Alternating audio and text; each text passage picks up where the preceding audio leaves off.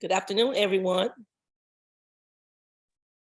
Thank you for Hello. being early and on time. The early people. Happy to have you joining us. We'll wait about 5 more minutes to 3 more minutes, because we have a full agenda today, our webinar.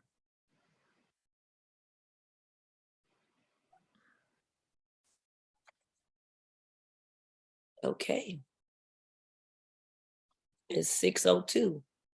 We will wait 2 more minutes.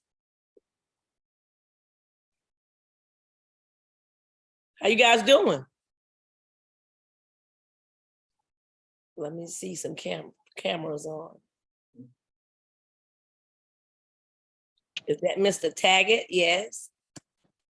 Write that down. Mr. Taggart, you on? Miss Keela Fitzgerald, Virginia.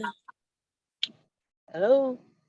I see you guys, Virginia, Murphy, Keela, Fitzgerald,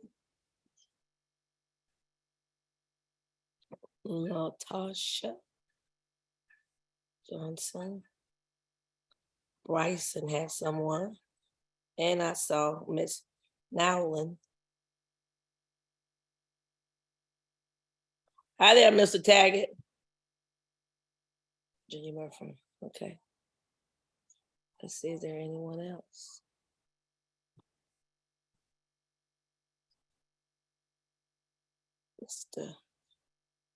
Miss Levette.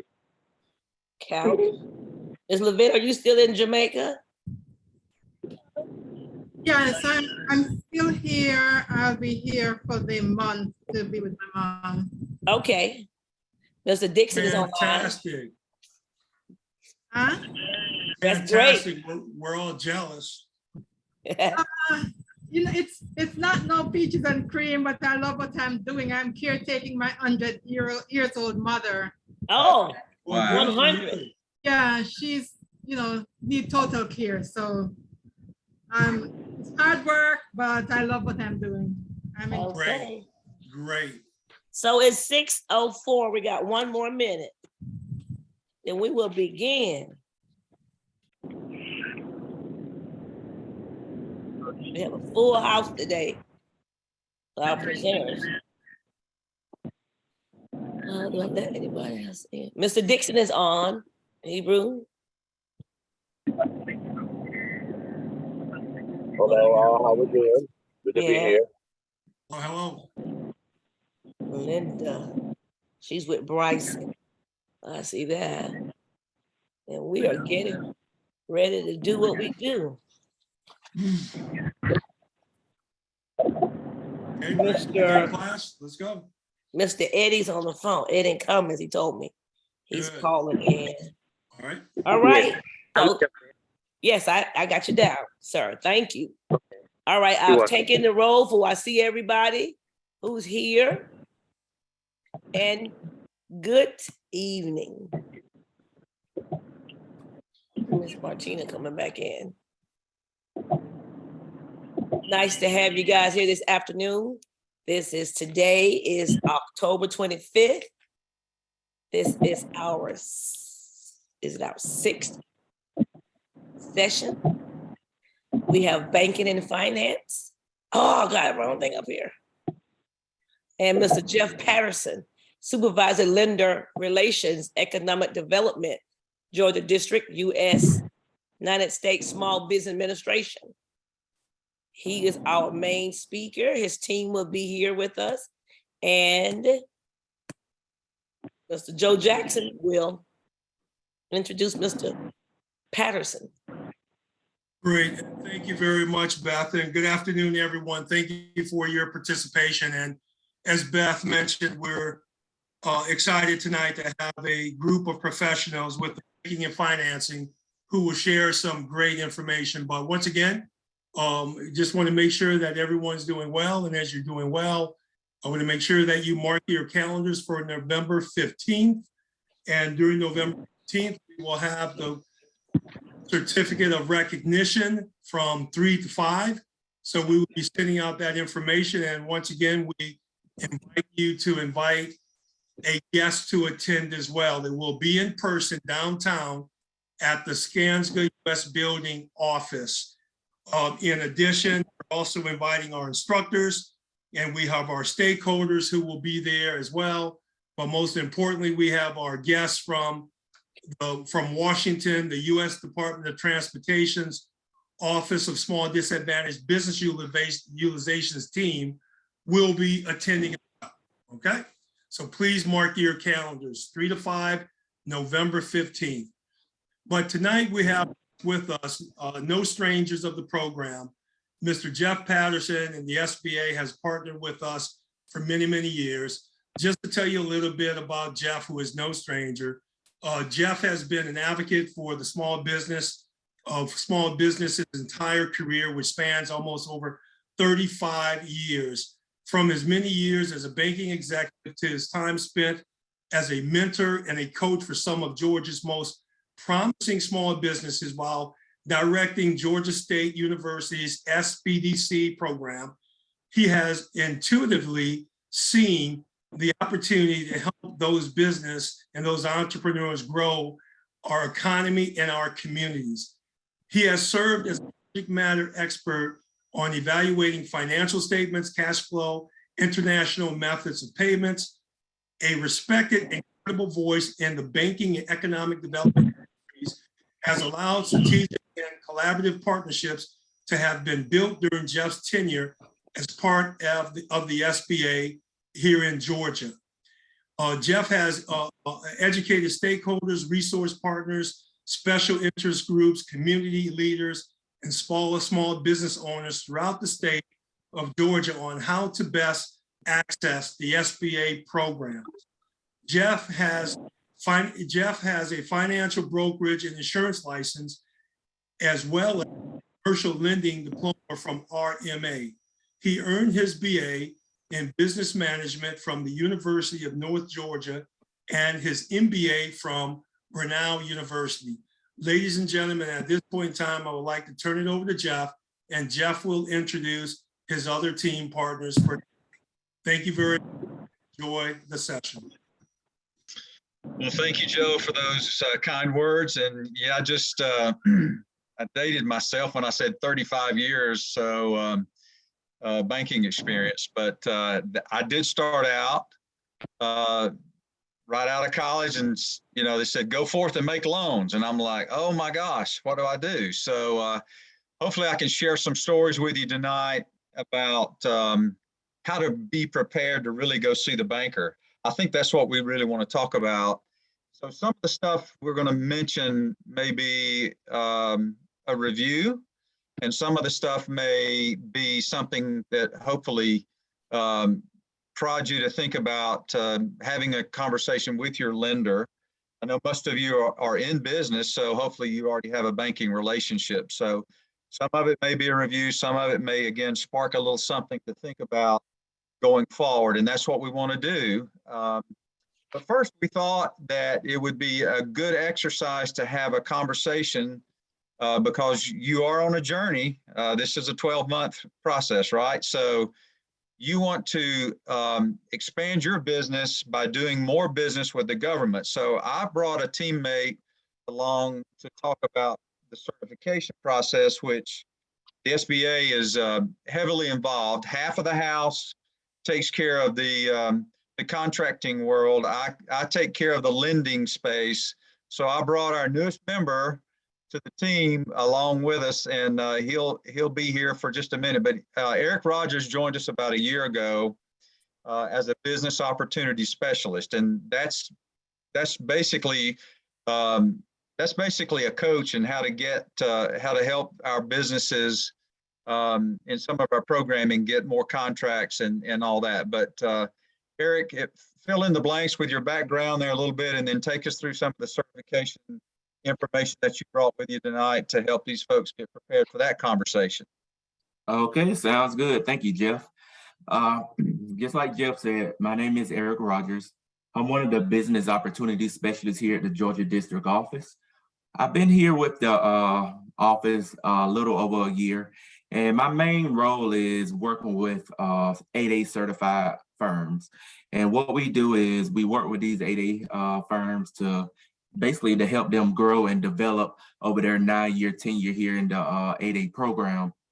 And what I'm going to do today is just give a brief overview of some of the certification programs that we have here. And as you can see here on the screen, I'm going to just go through this list real quick here. So we have the Small Disadvantaged Business Certification, Women-Owned Small Business, Economically Disadvantaged Women-Owned Small Business, Veteran-Owned Small Business, Service Disabled Veteran-Owned Small Business, Hub Zone Certified Business, and 8A Certified Business. So before I get into just a little about each of those certification programs, what I want to do is just answer a question that I receive a lot, when speaking about these certification programs. And that question is basically, why receive an SBA certification, or, why should I certify my small business through the SBA? So each year, the federal government sets aside 23% of its federal contracting dollars for small businesses. And if you know, the federal government buys over $500 billion worth of goods and services each year. So 23% of that, you're talking about approximately over $100 billion that is set aside to small businesses. So the SBA certification programs were created to help small businesses win some of these federal contracts, to help them grow and develop. And through SBA certification, you have an exclusive opportunity to win set aside and sole source contracts. So what I'm going to do is just go ahead and go straight into, I guess, the first certification, which you can receive through the SBA, and that would be the Small Disadvantaged Business. So just to give you just a little background about, the certification overall. So once you get certified with the SBA, you are going to compete with other businesses that have that similar certification. So for example, if you're certified as a small disadvantaged business, if there's a government contract set aside for that particular certification, you're only going to compete with other small disadvantaged businesses. So what are the qualifications to be certified here? So the firm must be 51% or more or owned and controlled by one or more disadvantaged individuals. The disadvantaged individual must be socially and economically disadvantaged, and the firm must be small according to SBA size standards. And before I move on, I just want to go over a couple of these terms here. Socially and economically disadvantaged and size standards. So generally speaking, when the SBA speak of socially disadvantaged, they are speaking of individuals who are of certain racial or ethnic groups. And then when the SBA is speaking of economically disadvantaged, they're speaking of those socially disadvantaged individuals whose ability to compete in the free enterprise system has been somewhat impaired due to diminished access to capital and credit opportunities. And then in addition to those, economically disadvantaged individual would be someone whose net worth is $750,000 or less. Their adjusted gross income would be $350,000 or less over a 3-year period average. And then also their assets must be under $6 million. So anytime you hear me speak of socially or economically disadvantaged, that's exactly what I'm speaking of. And then also for the SBA size standards, for each industry or NAICS code, there is a certain size stipulation in which the SBA would consider a business small or either large. And view more information about that, it would be best to go to the SBA website because there are quite a few NAICS codes and different size standards. So now I'm going to just move on to the next certification here. So we have the Women-Owned or WOSB and Economically Disadvantaged Women-Owned Small Business Certification. So the WOSB certification, and again, that's the Women-Owned Small Business. You must be a small business according to SBA size standards, and that's that term again. Be at least 51% owned and controlled by a woman who is also a U.S. citizen. and have a woman or women manage the day-to-day operations and make the long-term decisions. And then just moving on to the economically disadvantaged women-owned certification. First, you must meet all the requirements of the women-owned certification. And then in addition to that, the woman or women upon who the certification is based must be economically disadvantaged. And just going back to that term, economically disadvantaged, that would be that individual whose assets are less than 6 million, net worth 750K or less, and then also their adjusted gross income is 350K or less average over a 3-year period. And then just moving on here. All right, so we have the veteran on certification, and then also the service disabled veteran on small business certification. So what are those qualifications? So first, for veteran on certification, a firm must be unconditionally owned and controlled by one or more veterans who receive an honorable discharge from the armed forces. And then also we have the service disabled veteran on small business. And it is also good to note that if you are service disabled veteran on certified, that does qualify you for the veteran on certification, but that doesn't work vice versa. So for the service disabled veteran, a firm must be unconditionally owned and controlled by one or more service disabled veterans who receive an honorable discharge from the armed forces. And another important note about both of these programs, they are currently controlled through VA Center for Verification and Evaluation, and is expected to transfer to the SBA's control sometimes in FY23, a fiscal year 2023. Moving on. Okay, so we have the Hub Zone program. So to be qualified for the Hub Zone program, a small business, of course, must be small according to SBA size standards, must be at least 51% owned and controlled by a US citizen, a community development corporation, an agricultural cooperative, an Alaska Native corporation, a Native Hawaiian organization, or an Indian tribe. In addition to that, the principal office must be located in a designated hub zone, and at least 35% of the employees must also live in a designated hub zone. And then just to get an idea of whether or not you are located in a hub zone, again, if you go to the SBA website, there are maps in which you can type in your exact address, and it will tell you whether or not you are located in a hub zone. And usually that map is updated every 5 years. Now we can move on here. And then last but not least, we have the 8A program. So the 8A program, unlike all the other certification programs, there is a time constraint on this. So if you are 8A certified, you only receive that certification for 9 years maximum. However, there are some firms that received the 10th year, and that was only due to the pandemic. But just like I said, this here is a 9-year program. And to be qualified for this, a firm must be a small business according to SBA size standards, must be 51% owned and controlled by a US citizen who is socially and economically disadvantaged, and then also must demonstrate good character and demonstrate the potential for success, such as having been in business for at least 2 years. Although the 2-year requirement is not set in stone, you can get into the 8A program if you have not been in business for 2 years. But again, you will have to demonstrate that you will have potential for success in entering the, prior to entering the 8A program. And the 8A program, it is one of the larger certification programs here at the SBA. And in my role, that is pretty much where I spend a majority of my time working with 8A certified firms. However, I do work with all SBA certified firms, and as well as those firms who are looking to be 8A or SBA certified. But that's all that I have here.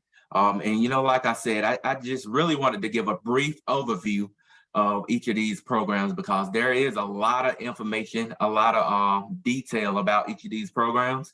But it would be best if you visit the SBA homepage.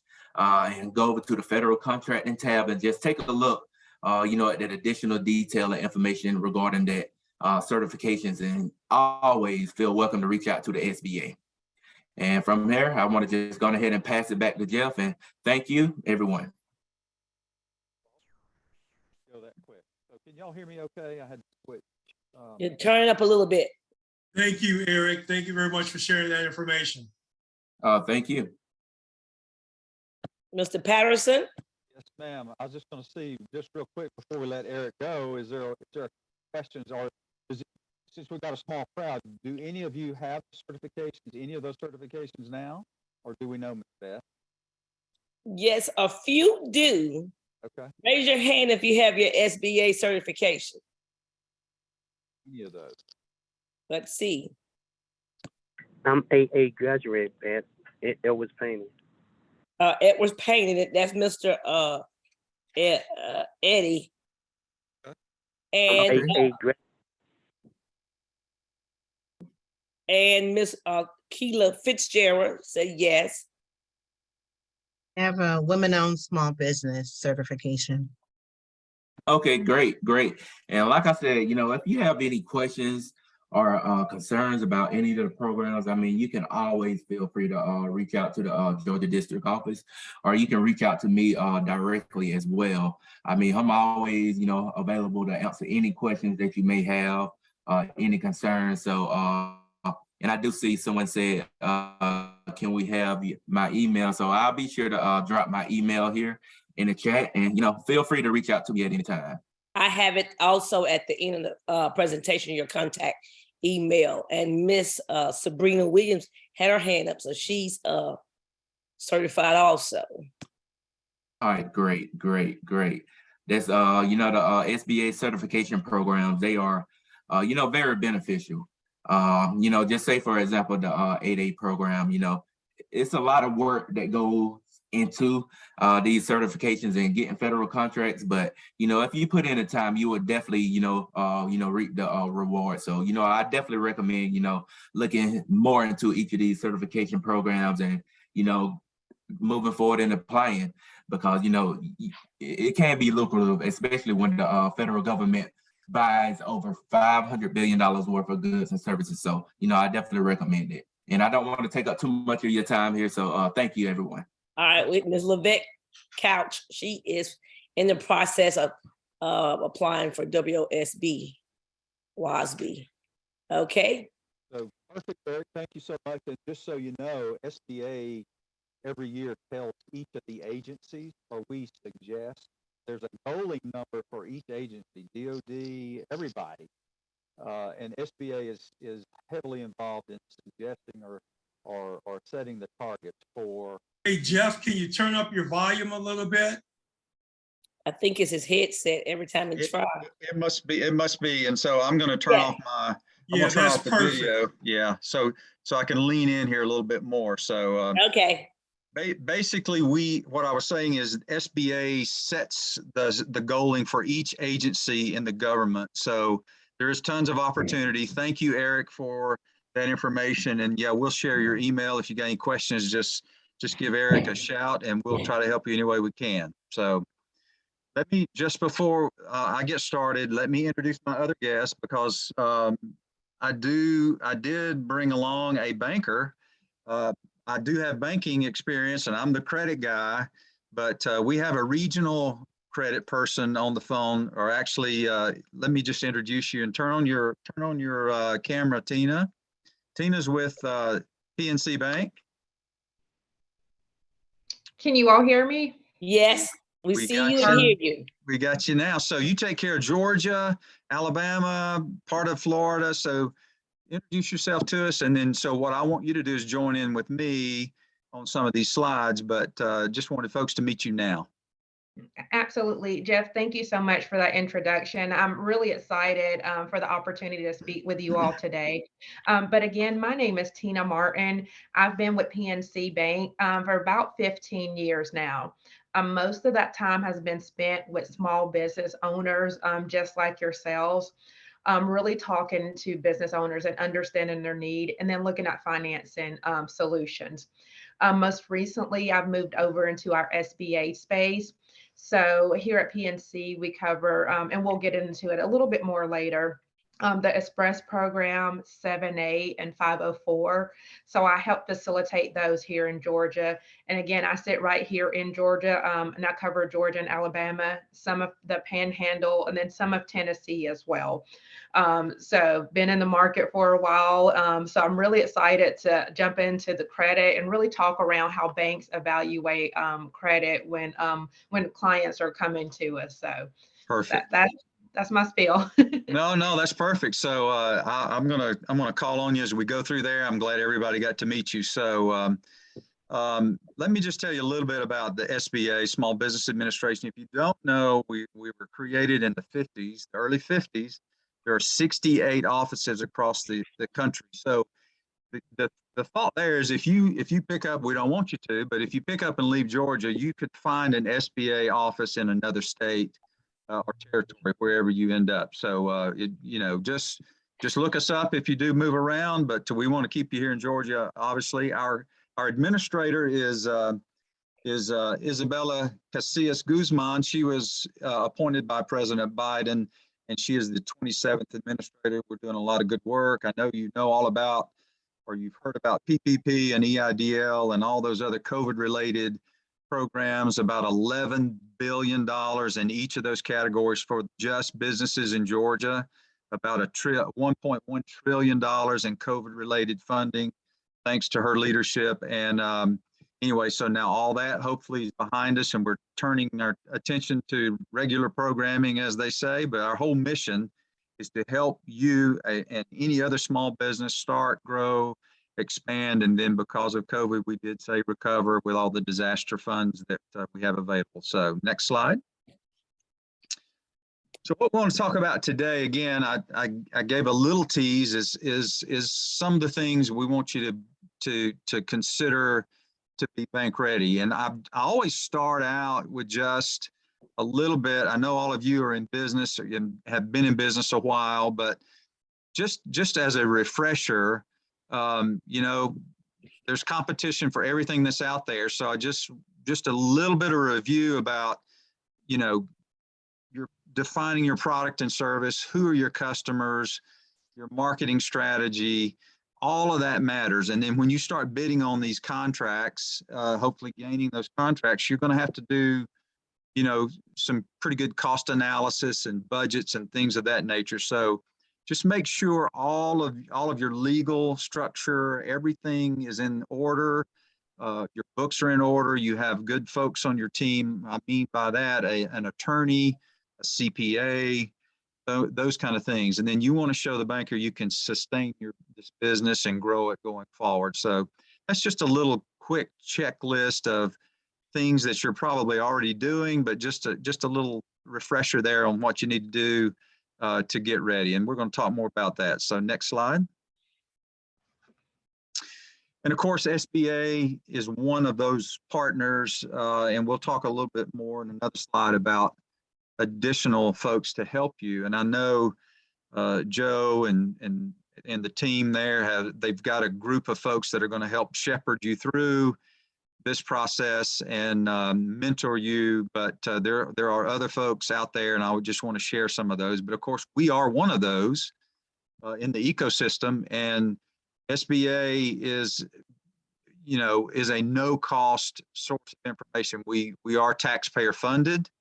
I've already mentioned there are 68 offices throughout the United States, but more importantly, I want you to know that on our website at sba.gov, pretty simple to remember, there are all sorts of videos, there are classes there, and it's very well done. It's professionally done, and it's in bite-sized increments, so you can remember these factoids and learn from us. And it doesn't cost anything, but it's on our website. And we've got Tina with us tonight from PNC. You've got your banking relationship with who you're banking with already, but the very last bullet there is something that's coming. We're retooling lender match. If you hear lender match, we don't want to take you away from your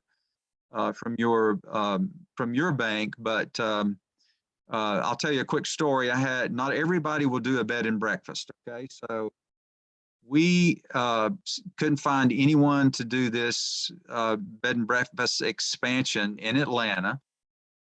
So we sent this client to lender match, and the way it works is basically you build a profile on your side, what you're after, what you do, what industry you're in. And then on the back side, the lenders out there, and there's over 5,000 lenders that are participating, and they build a profile, what they're looking for, what industry, 2-year-old companies, 15-year-old companies, they can even filter it by zip code.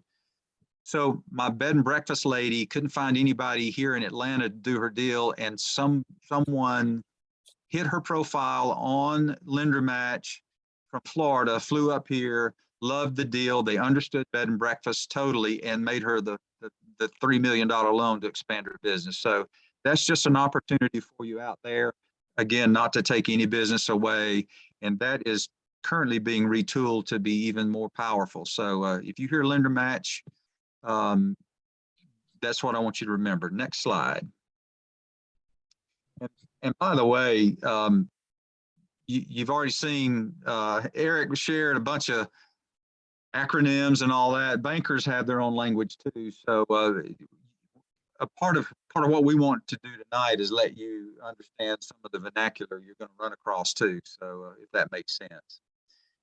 So we've got another little handy tool to help you find other local assistance. You're going to lean heavily on Joe and his team and Beth and Hebrew and all, but if you reach outside, it takes a village, as they say.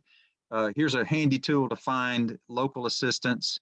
In the next slide, I'm going to tell you who some of those people are.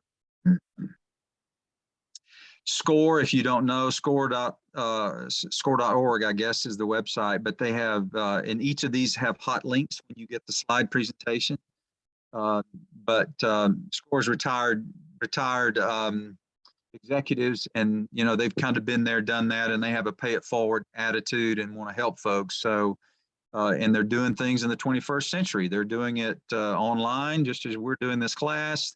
They'll do a video call, whatever you want to do. So they'll meet you at your particular time, and hopefully it's valuable. It's a mentor. It doesn't cost anything, and they can walk you through, much like the SBDCs. That's one of the places along my career path. They're smart people. They have the university system behind them. So again, SCORE, SBDCs, ACE, Veterans Business Outreach Centers, they're all listed there for you. So check their websites. Again, it's there for you to take advantage of, and it's mentoring and counseling. If you take some of their classes, there's a nominal fee, but other than the conversation and the one-on-one is what you get, and it doesn't cost a thing. So next slide.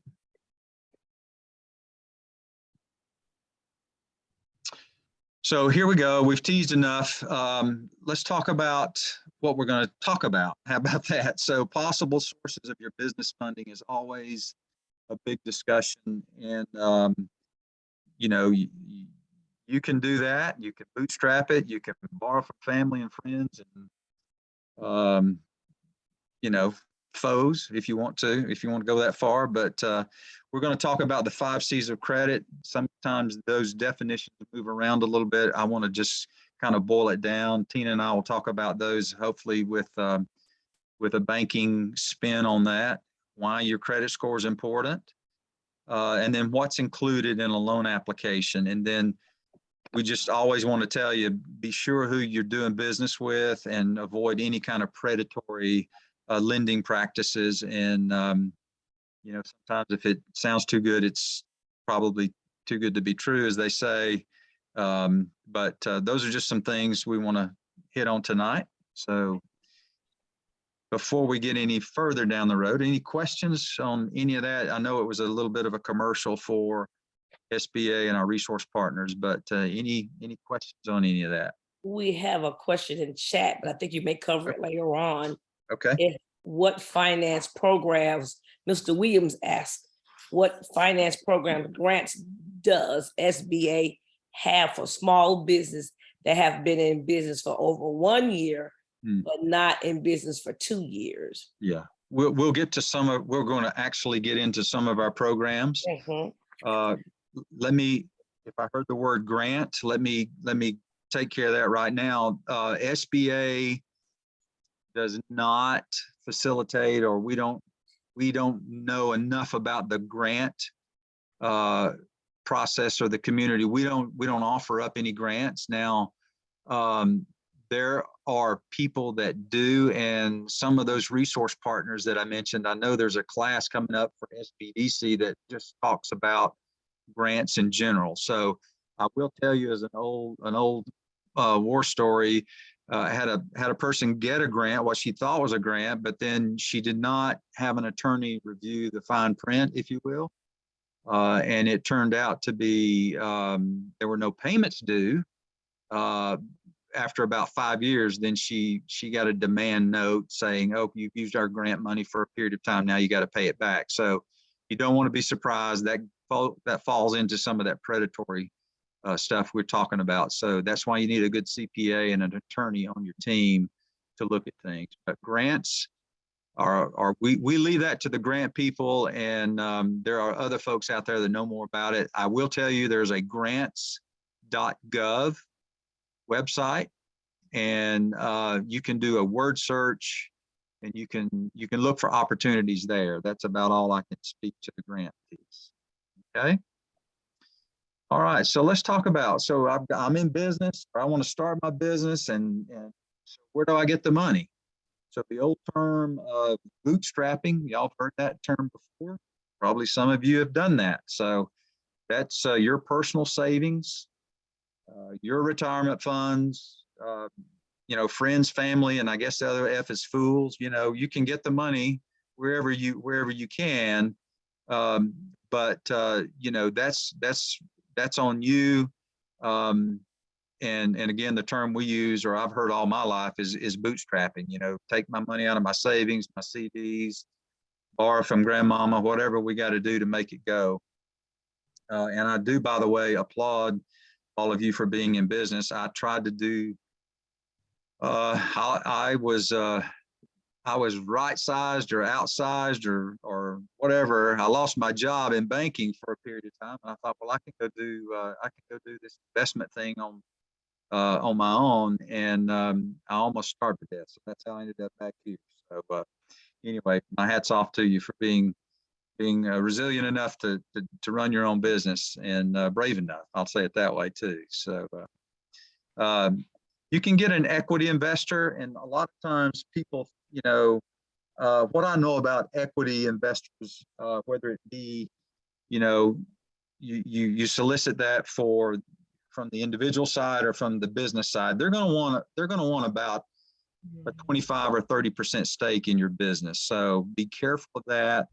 Be careful of what you're negotiating away, and we want to avoid that trap if you can. But the money that you borrow personally and into credit cards, I see a lot of that, or did when I was banking, about people just hitting the credit cards and doing that on their own and kind of kicking that can down the road. But that's kind of dangerous if it catches up with you. So from the business side, you can again, we talked about, you can get that investor, but make sure of what you're getting into. Make sure you price it fairly. Your stock price, or whatever the deal may be, because most of the time that I have seen, they're going to want an exit strategy. They're going to want out, and you may think, well, you've got your partner in here for, the duration, and then one day they knock on your door and just say, I'm ready to sell my shares, and you want to be prepared for that conversation. So crowdfunding is another one. We're going to talk about some of those resources in just a minute. And and then the money you borrow from the bank or the lender. And we're going to talk a good deal about that. But there are other, here's a bullet point and takeaway. There are other state and local lending programs, and I'm going to mention a couple of those as we go through this too. But Tina, you have any other thoughts on where to get the money out of the, dig it out of that cookie jar that you dug in the back of the yard, or what? Absolutely. I did have a caveat I wanted to add to the individual piece. If you are lending your business money personally, I'll echo Jeff's comments around that. You know, sometimes that can be a little bit more risky. It do catch up with you. But if that is something that you do, make sure you keep track of it. We'll get to it a little later to talk around some of the criteria on banking, but I would suggest make sure you keep track of it. And the best way to do it is, if you ever take personal money, is to lend it to your business or to gift it to your business. Definitely talk to your CPA as to how you're going to give it to your business, and then keep track of everything through your business account. Really try not to commingle business and personal. And again, we'll talk about it later when we get to the business part, because it's extremely important when we look at finance and to understand how much you've invested to the business, because it could be for your benefit. So we can help draw those lines at the beginning. It makes it a lot easier when you come to the bank. Awesome. Good stuff. All right. Next slide, please. All right. So we want to get you to the yes part. So where do we start? Next slide. Oh. We're 30 minutes early. See, I'm talking too fast. We'll keep going. I'll keep watching the call. I'll keep watching the clock. So y'all may get out of class early. I'm gonna get a good survey, huh? Come on now. I need a hand clap or something. Okay. You say next slide or this slide? This slide's fine. That's Okay. fine. We'll wait for we'll take another breath here and look for a break along the way. About 30 more minutes. So so I'm the credit guy at my bank. I'm sitting there one day, and a new fellow walks into town. I was in a small bank, so everybody kind of knew everybody. So the stranger walks in and he says, I want to bank with you guys, and I've asked around town. I'm new to town, and I've asked around, and they tell me you're the man to see. I said, well, I appreciate that. So he said, look, I don't really need anything today. I've got a business plan, and we're going to talk about a business plan here in just a minute. He said, I've been in my industry for 10 years or so, and I've got a business plan here. I'm relocating here. I want to bank with you, and again, I don't need anything today. I just want you to read this business plan, and then I'm going to need some capital. I got a project or two in mind, and so I'm going to circle back in about a week or so, and grab a cup of coffee and talk about it. Let me just tell y'all, I thought he was from another planet, or I thought he was some kind of ghost, shopper going to try to get me in trouble, or the regulators or somebody. But he was sincere. He turned out to be one of my best clients I ever had in banking. And basically he just introduced himself. Most of the time back in the day when I was loaning money, and Tina, it may not be that way now, but every Thursday I had 6 people or 10 businesses that would call me or come running into the banks. Their hair's on fire. My God, I didn't get paid on this big contract, or this guy owes me a bunch of money and I got to make payroll. Will you overdraw my account? And back in those days, you probably could do that. Now, maybe not. So the point is, you want to have a communication with your banker, and the only thing they're going to know about you is what you tell them. So there's a little bit of a sales pitch involved, right? But you want to get your story told.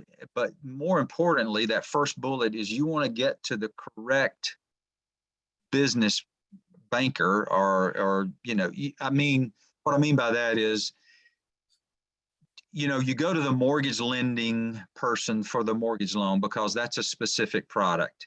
You go to the consumer lending person for the car loan or truck loan or whatever.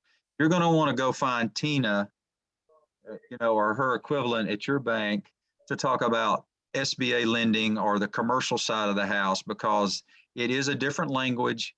It is it's a specific area, and so a lot of people just wander into the branch and just say, hey, I'm here to get my business loan and I need $100,000. And so number one, they're not prepared, and they, you know, they're there, they think somebody's going to take their order and they're going to walk out with the money, but that's not the way it works. And then you're going to also want to know,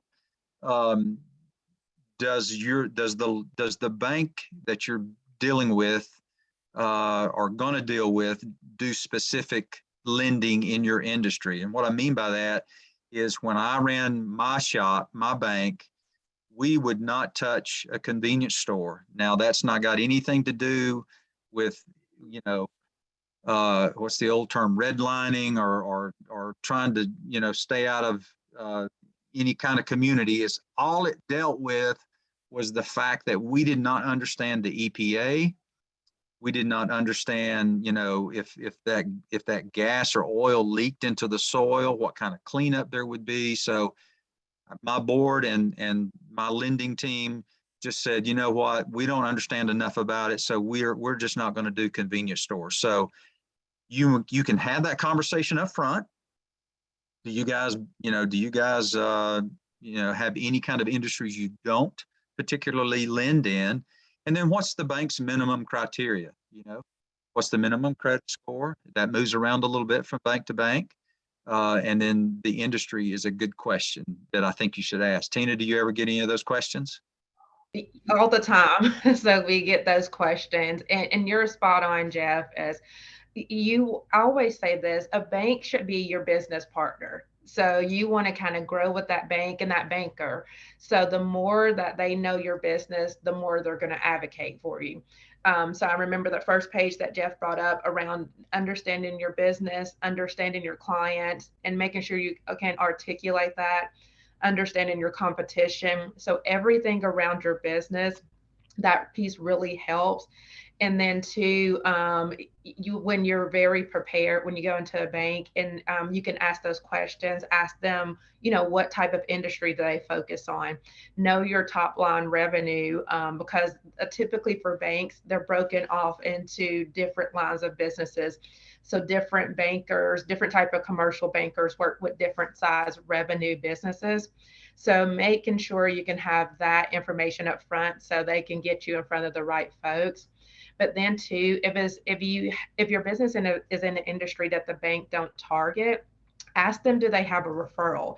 Because for me, if I talk to a business owner and we don't target a specific business, just like Jeff said, we don't do gas stations, and it's just because of that, because there's a lot of red tape with the EPA.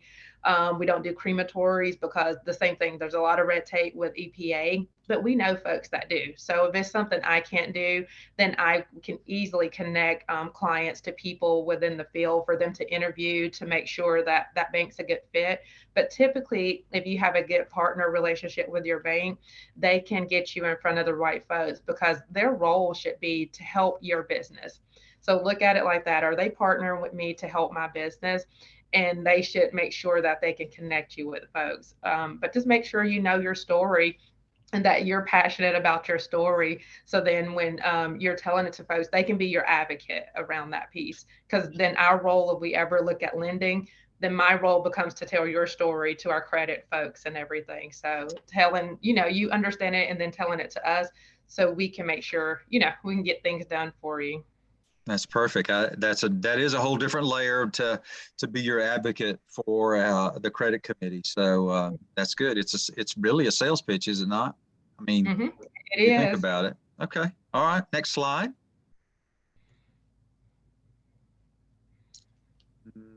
There we go. So there are non-traditional lenders. So I want to mention a couple of those here. The state of Georgia actually has some programming out there that incentivizes the lenders to get money out in the economy in our state. So I've got, again, this is a hot link to the state of Georgia SSBCI. You might hear a little bit about that. I think there's $45 million in that pot. And again, the state wants to get the money out. So that might be an opportunity for you. They do work through lenders, so there's got to be an approved lender in there. But the point is the state of Georgia has some funding that you want to try to take advantage of if you can. Invest Atlanta is, if you don't know, is the economic development arm of the city of Atlanta, and they do have federal money, they have state money, they have a lot of different programs. And then Fulton and DeKalb County both have, if your business is located there, they have some money available too. I know there is still some COVID money, believe it or not, COVID money available in Fulton County, but there are certain specifics. And you just reach out to the economic development folks. But there are other non-traditional lenders. We say credit unions, non-traditional. Now, those credit unions are coming on strong. There's a couple of them buying banks in Georgia as we speak. And I can just tell you, I bank at a credit union now. They're a little more user-friendly, if you know what I mean. But so they're member based. But don't overlook the credit unions. We're going to talk about some micro lenders or a micro lending program in just a minute. The community-based lending programs we do sponsor. There are other lenders, not just bankers, out there that have lending authority through the SBA. The latest push is called Community Advantage Lenders, and there are some incentives for the bankers to get that money on the street. And then there are other non-depository lenders, such as SBLC, small business lending companies, and hedge funds and private equity firms and things like that. So there's money out there. Again, I think you just want to be aware of what the terms are that you're getting into, and you want to read the fine print. And then something that we all experienced through PPP, at least, some of the online lending platforms really beefed up during that exercise and really helped get some money out the door. Now, we're vetting more and more of those. And trying to, corral the bad players. There are some bad players out there. So just, again, be careful and seek some advice from some of your peers. If you ever go to some of the on lending platforms and just read their reviews. I mean, that's just one other way to find out. But the point is there's lots of money out there. And we just want to make sure you are aware of that. So let's go to the next slide. So here's the crowdfunding, and I just put 4 on there that I knew of that I see a lot about, and Kickstarter, Dealstruck, Indiegogo, those kind of things. Crowdfunding, I'll tell you a story about that. Had a lady who sold apple pies, of all things. So you put a number out there that you want to get to, and there's some reward attached to getting that. In her case, give me $100, to the fund, give me $100, and I'll send you a pie a month. Give me, $10,000, and I'll come to your house and show you how to make pies. I mean, there are things like that attached, and some of the pay it forward kind of people get into that, and a lot of fun with that. But there are other programs out there. But that's what crowdfunding means to me. Kickstarter, I mentioned, is a good one. So just check those out. Peer-to-peer lending is, I don't hear too much about that anymore, but Lending Club Funding Circle are two of the that I know a little bit about, but basically, if they may have an affinity for your industry or your space or that kind of thing, and they'll seek out people in those specific industries and make you the loan that way. So they understand the industry, or it's person to person, and that's what peer-to-peer lending means to me. Any other comments or thoughts on that, Tina? No, you hit that right on the head. Okay. I don't have a lot of experience with the peer-to-peer funding. Okay. All right, let's go to the next slide. So what is a microloan? So did you know, here's some trivia. So did you know that you can get as the average, let me say it this way, the average microloan from an SBA partner is $13,000. So when I first started loaning money, I was, you think big numbers and you think SBA, but with our micro lending partners, it's less than $50,000. And it is for the smaller companies out there. It may not be for you, but I want you to know about it because they do have more flexible terms. They're more mission focused, and they do have a technical assistance piece to what they do. So they help you with some projections. They help you understand marketing. So they serve in a sweet spot to help folks, and they're mindful of that, and they try to help people as much as possible. So back in the day when I wouldn't take a car title for collateral, they would. I mean, it's just they really try to help you, and they try to make the deal work. So microloans, $50,000 less, and you can find those if you just Google the people in Georgia. They come up, but ACE, if you know about ACE, Access to Capital for Entrepreneurs, Lift Fund come to mind, and there may be a couple other ones, but those are good people, and they're part of our ecosystem. Just wanted you to know that. Next slide. Okay, well, there's my $13,000 number. How about that? Average is $13,884 to be exact. So you can, again, the money's, you can use it for anything, working capital, inventory, whatever you need, equipment, furniture. And the loan requirements, just like any other loan, if you don't know, that varies from lender to lender. So you'll just have to ask and get into a conversation with them about that. So, and there's the business basics. They help you along the way. So next slide. So here we're going to talk now, and we've got about 15 more minutes. So we're going to talk just a minute about the bigger programming efforts at SBA. So to the gentleman that asked the question about what programs are out there, this starts to get to that. So there's something called a 504, and here again is part of the lingo. That's what I want you to know. Is part of the lingo that you may hear if you go in to see the banker. And they may say, well, we don't really think you would fit in our credit box. You'll hear credit box a lot, right? Tina, I don't know if y'all use that term, but we did back in the day.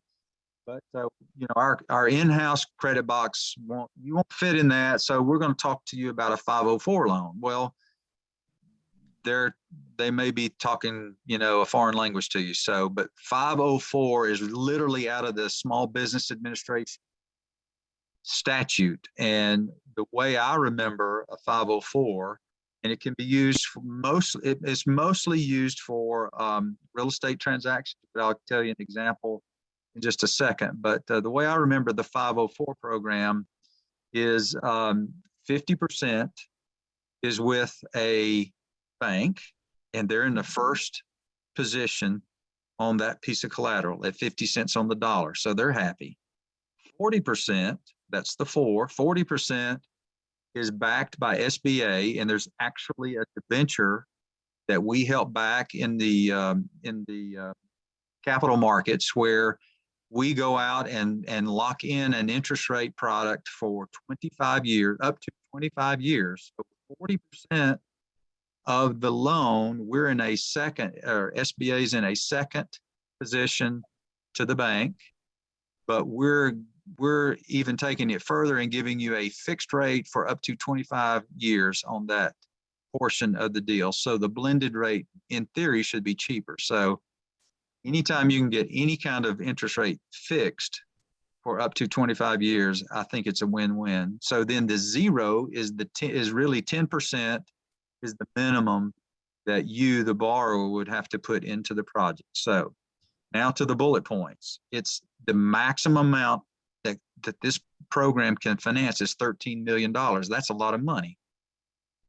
So I mentioned 40% of that has the fixed interest rate for the life of the loan.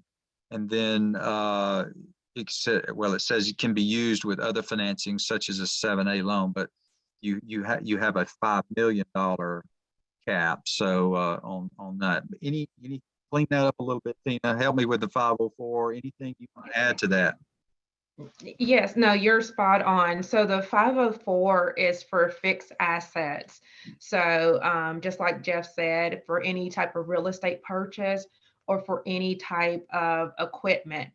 And sometimes there's opportunity to roll some closing cost in. And he's right, you have essentially two separate loans. You'll have the first loan that the bank finances, which is the 50%. 40%, we will loop in a partner that is with the CDC, and they help facilitate, that's Community Development Center, sorry for using an acronym, but it's Community Development Center. And their role is to really facilitate that 40% piece for the SBA. And it is a debenture that is issued as you can get, they receive interest on that piece of it. And then also the 10% is what you would bring to the table, that 10% down payment. In that second piece, you do have a 25-year fixed rate, fixed terms.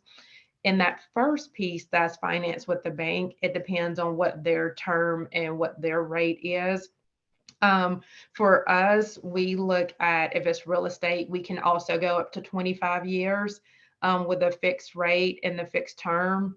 And then if it's equipment, we can go up to 10 years or the life of the loan.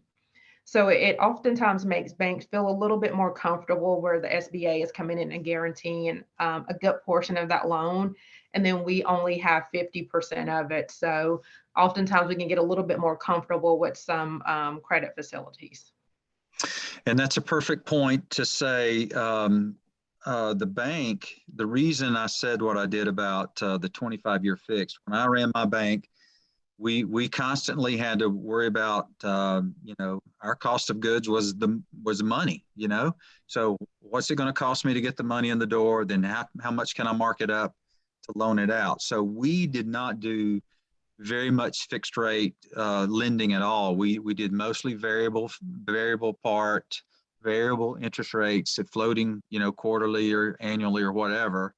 And, those are terms I'm sure you're familiar with, but that because the banker wants to mitigate risk. So that's what SBA is all about. We're trying to help mitigate the risk on any part of the deal. And we're going to talk about the 5 C's in just a minute, but any part of the deal, we're there as a backstop on any of the loss. And so anything we can do to help get you the money you need that's the whole mission. That's why we're here. So we wouldn't do a fixed rate at my bank for 25 years because, with interest rates in the current interest rate environment, it's heading up. So it would make sense to make you a 3% loan, and then it costs me 6% to go get the money in the door to loan out, because a lot of times banks have to do that. So, All right, let's talk about one more thing, and then we'll take a break. My example on the 504, it mostly has been done for a building, that's purchase or reconstruction, rehab, whatever extension on the building. But I did have a carpet company in Dalton, Georgia. this piece of equipment was bigger than two houses put together. They flew it in with a helicopter. They took the roof off the manufacturing facility and dropped this big thing into the manufacturing facility on the floor by helicopter. So they couldn't find financing anywhere. So we were able to put a deal together with our lending partners for a 504 for that large piece of equipment for the carpet industry. So it can be a specific piece of equipment. A specialty piece of equipment can be a specialty building. There are certain things, though, that you need to work through for eligibility for that. So special use property is what the actual term I think is used. So you may run into that, but anyway, that's just one example. All right, next slide. Yeah. And I'll just add to that, Yeah. if it is special use, the 10% typically goes up to 15%. Perfect. And then if you are rehabbing or if you're constructing from the ground up on the 504, it's actually it's based on the cost, isn't it? Or it may be more. It may be 20% of the cost or something. But we'll get you straight on that if you want to circle back to us. But just think 504. Part of it's a 25-year fixed rate. It's an incredible thing, and mostly for real estate or big equipment. Next slide. So this is the number one, the flagship product of SBA lending. And if the banker says, well, we think you need an SBA loan and we're going to take you 7A, the number 7 and the letter A, 7A, that's what catches everything. Basically, you can do real estate, you can do equipment, you can do working capital, you can do short term, you can do long term, whatever you can talk the banker into. So 7A is a valuable product for our lenders. And again, we come in on the backside and backstop any losses up, and it can be anywhere from 50% up to 90%. There's an international product that's a 7A loan that can get the bank a 90% loan guarantee from SBA. So a lot of freeway in between there from 50 to 90, but most of the time you're going to end up in the 75% guarantee with the lender. But and again, the terms of the deal are negotiated with your banker. But Tina, this is your sweet spot. So tell us a little bit more about what you do there and what you're looking for. Absolutely. Again, we participate in the 504 and the 7A, but I will say 95% of our SBA lending is within the 7A. It just gives a lot more flexibility. Again, the 504 is mainly fixed assets. 7A is everything. Your working capital, your acquisition. So if you're looking to purchase another business, if you're looking to buy out a partner, if you're looking to purchase a franchise, real estate, also the equipment. So there's a lot that fall within the 7A.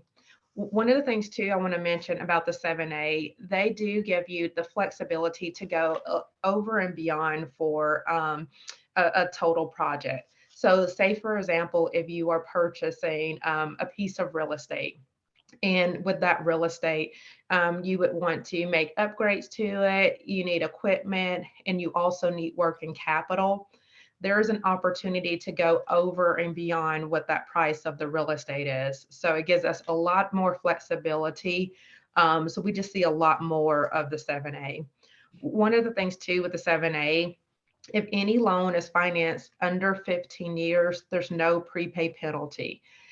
So typically business owners like that because they can accelerate the debt a lot quicker. If they're growing rapidly and they have the cash flow, they can accelerate that debt a little quicker with no prepay penalty. Down the road, if they want to refinance it, again, hopefully we'll see the rates go down soon. So it do give you a flexibility if you're in a higher rate now, and then in a few years the rates go down. You'll have a lot more flexibility there. But yes, you're spot on. That's the number one product for SBA is that 7A. And the Express product too, that also falls under the 7A as well. So the express loan is typically the lower loan amounts that you see, but that also falls under the umbrella of the 7A as well.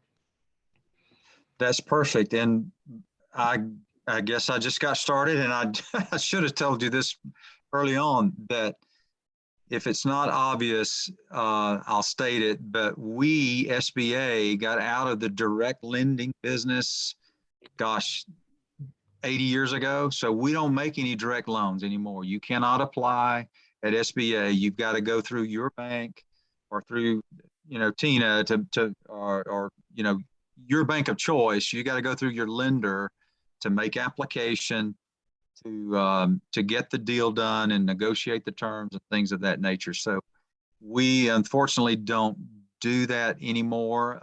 There's talk of that coming back one day, but again, that would take legislation. That'd take a literal act of Congress to get that back. And it would be small dollars anyway, but I think 150,000 is on the table. But everything we're doing, and the reason I brought Tina in today was to talk about, it's through the lender. So that's why her perspective is real important. So Yeah. we've gone through a lot of stuff. Go ahead. No. Oh, I was just going to add on top of that, kind of the way to look at it is the 7A and 504 programs are overlaid to credit. So kind of think of it that way, as an overlay to the just traditional credit. 7A and 504, those SBA programs are essentially a government guarantee that will come in and guarantee a loan that a bank makes. So that's kind of a way, because I get that question a lot too, if the SBA makes direct loans. Good. Yeah. So Miss Beth, let's have a couple of questions, and then we'll give folks a break, and then you tell us when to come back. But any questions about what we talked about so far? Trying to see, was there one in the chat earlier? Okay. Yes, Miss LJ said, how can we set up a lender match profile? So thank you for that. The site is actually not operable right now because they're jazzing it up, if you will. They're going to add some more features to it. And what not to let the cat out of the bag, but they're going to let you answer a few questions that will help the lender on the backside get to more of the eligibility question. We get a lot of deals that, come into the banks or come into the processing centers at SBA, and they're really not eligible. So I think that's one thing they're working on, but we'll keep you informed. I'll let Miss Beth know when that site's up and running, but it may be January, to be honest. So just sit tight, or, just talk to your people in your circle about connecting you with another bank if you're not happy where you are. But that's coming. The lender match tool is, we took it down to that's my alarm going on. We took it down to 2.0, make it better. So another question right quick, and then we'll let you go. Anything else come to mind? I don't have another question. Okay. Tina's doing a good job. So we're having a break at 7:15. That's it. Come back in 10 minutes. 10 minutes. All right. Take a break. 7:25. We'll be right back, y'all.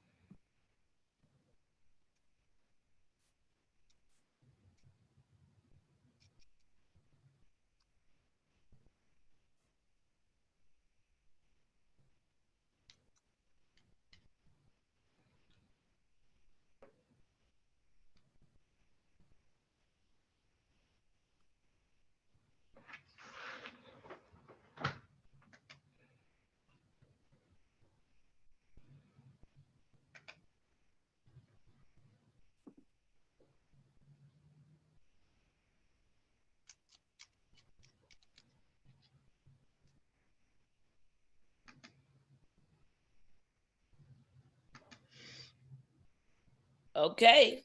Welcome back. Yeah. So we'll get ready to start on up. On this side of the next slide. Let's just go on to the next one because that's a good summary document. We'll cover it here. All right, welcome back, everybody. We're going to now enter the conversation about the 5 C's of credit. That's kind of a good summary document to see what the banker is looking for. So let's go to the next slide. So here's what they're looking for. Character is one of the C's, capacity or cash flow, collateral. We're going to have a good discussion on that with Tina. Capital, your skin in the game, or conditions. So let's look at each one of those individually, and we'll talk about those. Next slide. So character is not that you're a bad person or a good person or whatever. It's basically, you know, I go straight to the third bullet there. Do you have experience in the industry? Do you know how to run this business? Now, Tina's going to want to know, do you have an account with their bank? You know, how long have you lived where you've lived? That's important. You know, and one of the other things is your past credit history. We'll talk about the components of that, but to me, again, the management experience, do you have experience knowing what you do? And if you don't, did you have the wherewithal to go get expertise on your management team? For example, I may know all about sales, but I know nothing about warehousing or logistics or how to get the stuff out the door. So I would have to go get somebody on my management team that understands that piece, right? Tina, any comments on that? No, I definitely agree. These are all great points. And I will just hone in too on that management piece. If you are building a team or building a business and there's an area that you don't have expertise in, that's who you should partner up with. So if you really know how to run your business, but you need help with the financial piece, make sure you have a really good CPA that you have interviewed, make sure that they have clients similar to yours. Make sure they have clients that have borrowed funds. So then they know what banks are looking for. So keep that piece in mind. Any type of expertise that you need, that you build the relationships with other folks that can help you on that piece. Perfect. Next slide. So we talked about your personal credit standing. Now, I get this question all the time. Still, even when I was loaning money, it's like, well, you know, you don't need to know about me. It's not my personal credit. It's my business credit, right? So we'll get Tina's thoughts on that in just a second. But, you know, there are 3 credit reporting agencies most used. And I don't know if you know, but there's hundreds. I did not know this until we had somebody talk to one of our groups about all the scores, the FICO scores. There are hundreds of scores out there. Banks typically go, they boil it down to 1 or 2, but basically Equifax, TransUnion, Experian, those are all 3 reporting sources for you personally, and personally, you're going to have to sign the note. When I made my decision on my credits, basically, I would, you're going to look at the individual owner. You're going to have to personally guarantee it. 99% of the time, you're going to have to sign on the dotted line, as they say. The only time that did not happen in my banking career was when one of the family members put up a CD, or so it was cash secured. So anything you want to talk about personal credit there, and then we're going to look at the components of the FICO score. Tina, anything? Yep, you hit it right on the head. Typically, we look for, you will always have a personal guarantee on there. And I get asked that question all the time, as well as, my business is the one that's borrowing the funds. But thinking about it this way, you're the one that's running the business, making the decisions. And then since your business hasn't reached the point where it's standing on its own, then you are an extension of it. So typically how people's personal financials look, that's how their business financials will look. So try to keep that piece in mind too, as that's why they kind of look at things holistically. And this is a great resource, annualcreditreport.com, to go and pull. You get a free credit report every year. If you are preparing to go and seek funding, I would definitely look up their credit report, make sure there's no delinquencies, charge-offs. Sometimes there's things you don't know about. And then make sure that your credit cards have a very, very low balance on it. So just kind of make sure that you're ready when you come to the bank. But that annual credit report is really good to understand what's on there. Again, if just in case some things may sneak up on you. That's right. That's right. Next slide, please.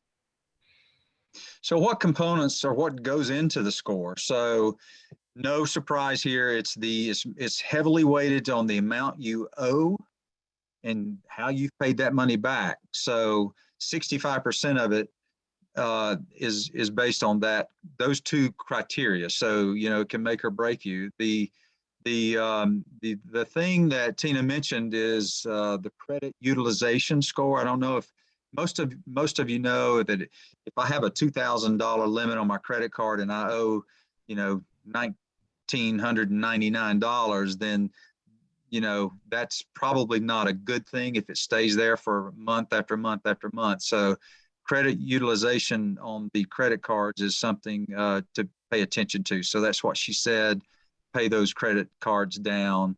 And then, you know, is there any judgments or bankruptcies out there? Sometimes some of those slip up on you, so you want to make sure what's out there. But 65% of it is common sense. It's how much you owe and how you paid it back. So next slide, please. Some things can be fixed. There is a process with these reporting agencies if you do see mistakes. And then, you know, you typically can work through your creditor if that's the case, but you can dispute things. A lot of times that doesn't always take it off the record. So the other thing I would say is don't try to hide anything when you're having that conversation with your banker. You know, they're not going to probably come out and say, or they might, some of them may say, well, what's your credit score? Well, don't make a number up, you know, be truthful about that, because the last thing you want them to do is pull the credit and see something different from what you told them. I'll tell you another story. I'm full of stories now, aren't I? Had a guy come in and we're going to talk about financials and tax returns and things of that nature. And he said, Jeff, to help you decide which, you know, how to make this loan, I really need the money. You pick the tax returns you want. He had two different copies of tax returns. Now, I'm like, that's fraudulent. Get out of my office. I don't want to talk to you. but yeah, so don't try to make things up as you go on things like your credit score or your financials. So that'll end up catching up with you. Next slide. Yeah, and I'll just add a couple things about being transparent. So if you have really bad credit, of course, it's hard for us to mitigate. But sometimes I had a client that had a bankruptcy on his account. His daughter had leukemia. So they had amassed a large amount of medical bills. So he had a bankruptcy. So of course his credit score was a lot lower, but once we dug into it, every single other bill was paid as agreed. So we were able to get around that piece because it was extenuating circumstances, but everything else was paid as agreed. So if he didn't tell us that story up front, we would just see the bankruptcy, you know, his credit score is bad and move on. But sometimes when we know that story and then we have documentation, sometimes there's opportunities for us to kind of overlook that. So that goes back to earlier when we saying your banker should be your advocate. So if you tell them that story, sometimes they can give you advice around that piece. Perfect. So bankers are not all cold-hearted, are they? Okay. Stone cold-hearted. Okay. Next slide.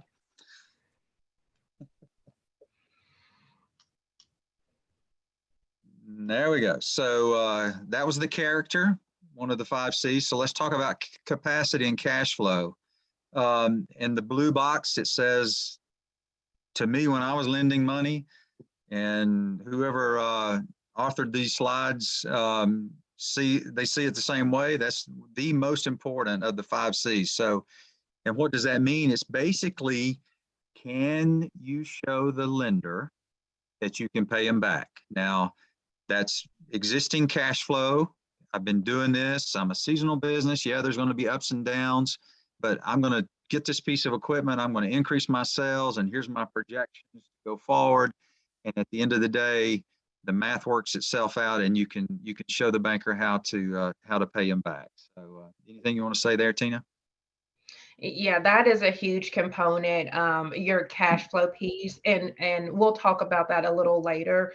And when banks say cash flow, we're actually talking around on your tax returns, are you making a profit? So your M1 or your bottom line, you'll hear different terminology. So you'll hear the bottom line, you'll hear your net profit, you'll hear your M1.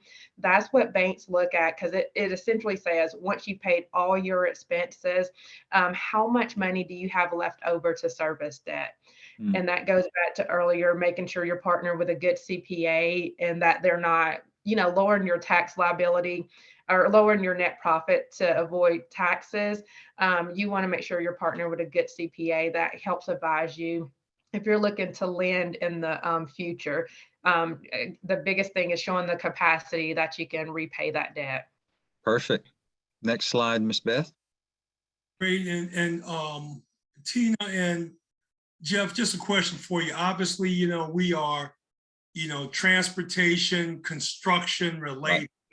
And obviously we talk about cash flow, and that's one thing that we definitely made sure that we had a construction expert and a CPA. So if you could I don't know if it's in the rest of your slides, but when we talk about capacity and cash flow for construction, so often there's been some, stereotypes as it relates to lenders and bankers, as it relates to construction. What are some things that you would demystify, or do you just would, just share with us? What are some of the concerns with construction? Yeah, I'll jump in with that, because we have a lot of requests for construction companies and transportation. The typical things that we are concerned about, and I guess then we can talk about ways to mitigate it, is that if your client will pay you, if there's cost overruns, that's the biggest thing we see in construction. There's cost overruns. So they didn't budget for the amount needed. So that's a piece of it. And then two, just really understanding or estimating the complete job of everything. So one of the things we'll really want to understand is,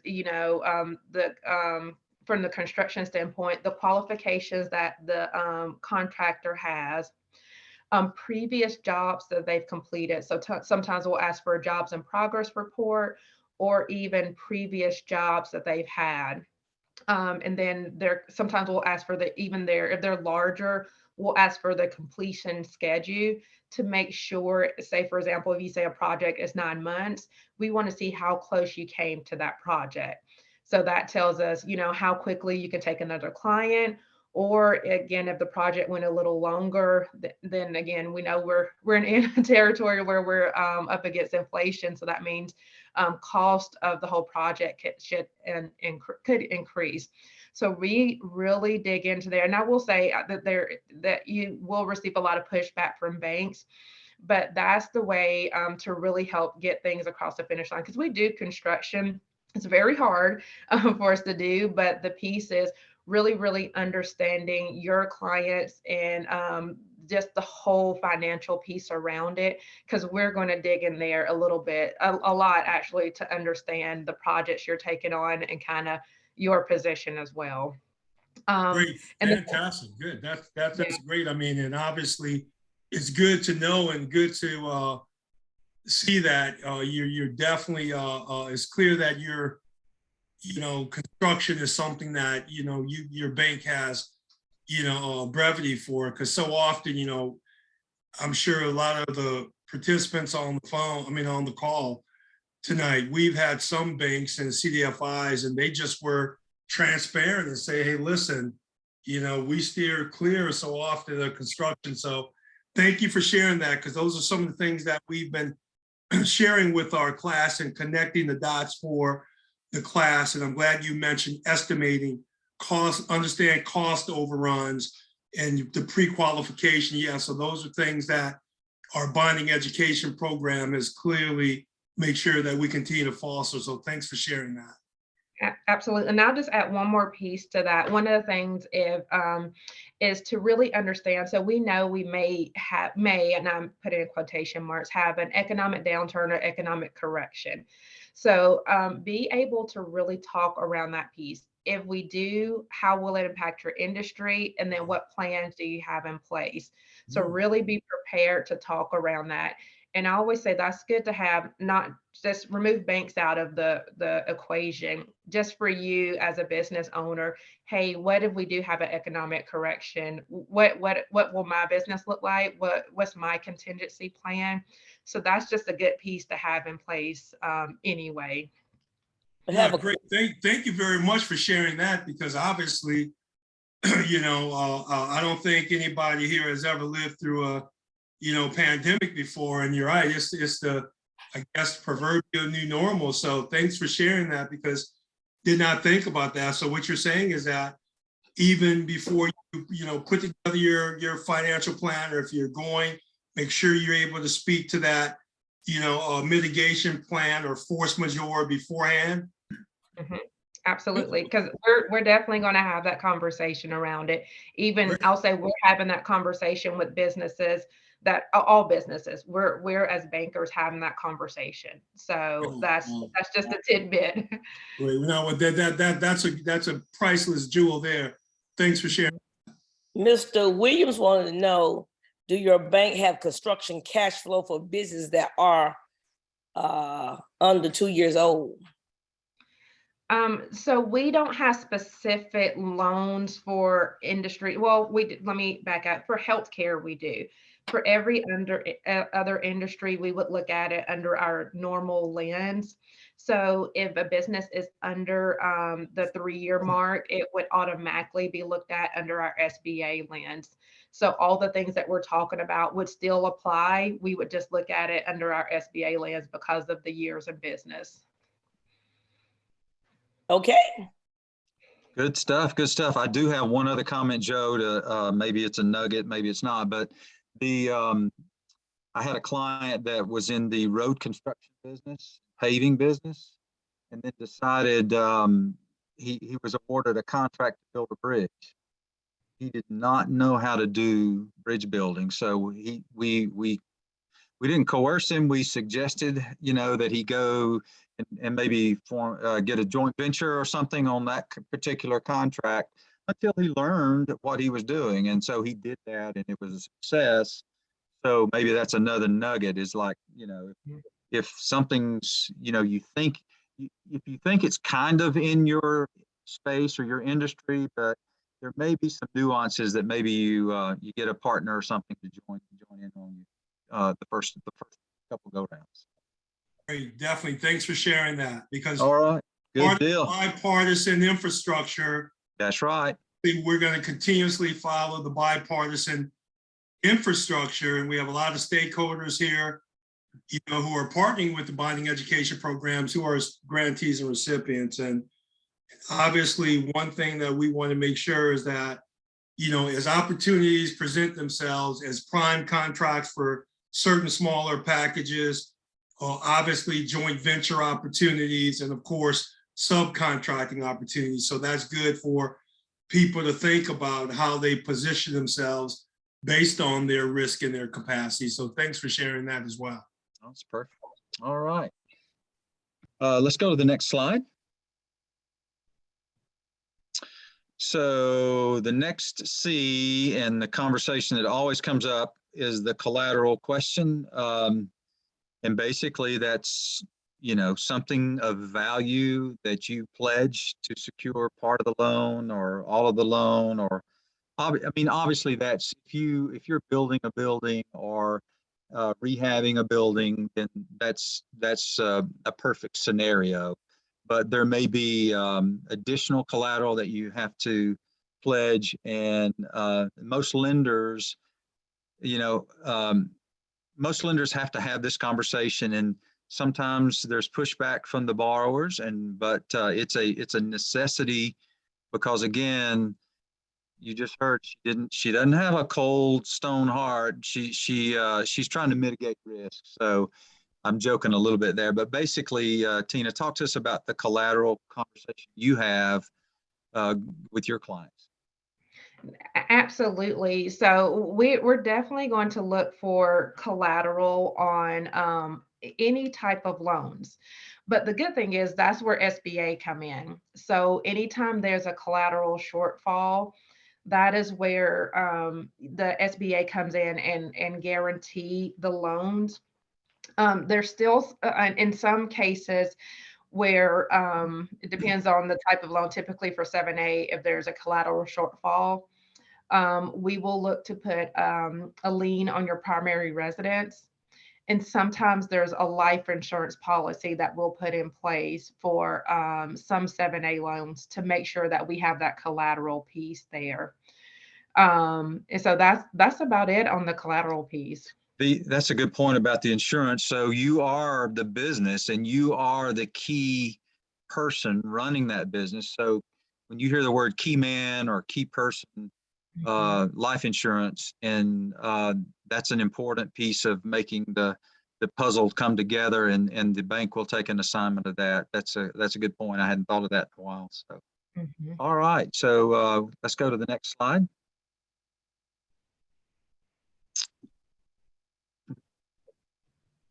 That hidden behind that little money bag there is capital, and your contribution is basically, do you have skin in the game? I hate to use that term, but it's your, and there it is. It's on the slide, actually. Skin in the game. It's your equity injection, in all seriousness. How much money have you invested into this business? And I have seen deals fall apart where, you know, the owners or the management team did not have any money invested in the business, and the banker walks away because, you know, that just shows that you're, you know, you're flying the plane. You're in the cockpit. I mean, you've got things in control, and you've got some things at stake. So I know that's a little bit harsh, but anyway, that's you know, your equity injection in any kind of financing is important to the lender. Any comments there, Tina? Absolutely. And you articulated it well. We really want to see that you believe in your business, so that you all have contributed funds to your business. And if you remember, I had mentioned earlier where we were talking about the personal liquidity or business liquidity that you invest in your business. Sometimes we get to this part and clients have put funds into their account, but we can't trace it. We have no paper trail or anything. So that's what I said earlier. If you lend yourself money, make sure you put it in the business account and it's a clear line so we can see, hey, you invested $100,000 into your business. So we can see that clear line. Sometimes it's difficult if you're using your personal credit card here, you know, a personal check or your home equity line. It's hard to really draw those lines versus you either just lending funds or gifting funds to the business. It makes it a lot more clear, but we definitely want to see that piece that you all have invested some type of capital into the business. Perfect. All right, next slide, Miss Beth. So conditions. When I hear conditions, I'm thinking, you know, what's going on in your industry? What's going on in your state? What's going on in the general economy? I mean, we've talked about that already. Interest rates are on their way up, but thankfully Georgia is on the receiving end of this bipartisan infrastructure bill, so that's good to know. You know, what other things are going on around you that you can help tell the story, that you can you show that you know what you're doing, basically. And then you have to have the conversation with the lender about loan amount, interest rates, you know, what you're going to use the money for. The best thing I have ever seen is something that Tina probably knows about. Back in the day, we called it a sources and uses statement. Okay, if you're going to borrow $100,000, Yeah. So things don't change, do they? But No. so if you're going to borrow $100,000, show me the budget basically on that 100,000. Where are you going to spend it? Well, I'm going to buy this piece of equipment. I'm going to use X number of dollars to hire this person. I've got to retool my website. I've got to buy this software package. Whatever you're going to spend the money on, again, the guy that comes in on Thursday with his hair on fire saying, "Oh, I've got to borrow $100,000." Well, you got to tell me what you're going to spend the money on and do some homework and show me. So, any other comments there, Tina?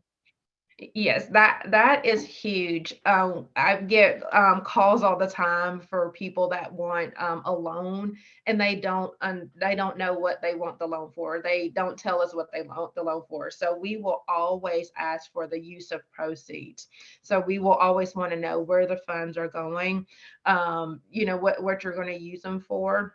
And also just piggyback off of what I said earlier is really understanding the condition. So we'll do, if I'm working with a particular industry or I'll do a lot of research, make sure I understand the industry completely. And then I'm going to look for the same from any potential client. So for example, we know, we may have an economic downturn next year. What does that mean for your industry, and how have you prepared? And I'll know that information. So then I'll look for you to know that information too. So just really understand where your business is at, where it's going, and then understand the use of proceeds. And then too, like I said, know what your community is doing, understand wherever you're operating, what's going on in that area, and will things impact you? If things are going to change, how or will that impact you? That's perfect. If you've been paying attention, that's the 5th C. Any questions about the 5 C's of credit? There's nothing in chat right now, so proceed. We'll get folks thinking about it. We got a bunch more slides, so we're going to put some skates on here. All right, next slide. Let's talk about what we need to do to prepare for asking for the loan before you go see your banker. We've already said, and there it is, be honest, about yourself and your business. And they don't want to find out the gotchas later, like, oh, my credit score is not what I said, or the guy that comes in with two tax returns. So let's go to the next slide. And it is a story. You're telling your story. Yeah, and I'll just add on that. So when we get a loan request, there's not an application that we submit online. What I have to do, or bankers, any bankers, they have to do a write-up on your business. So they write about you, the business, what you're doing, everything, and tell your story.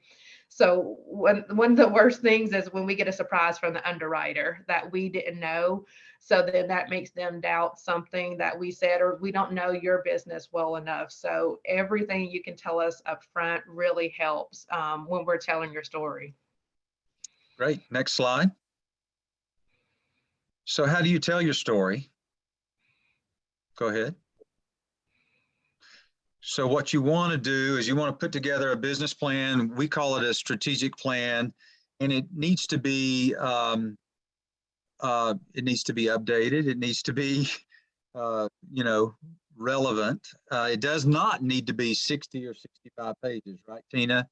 Just tell your story. Tell us, and there is no one right answer. There's no one right outline to follow.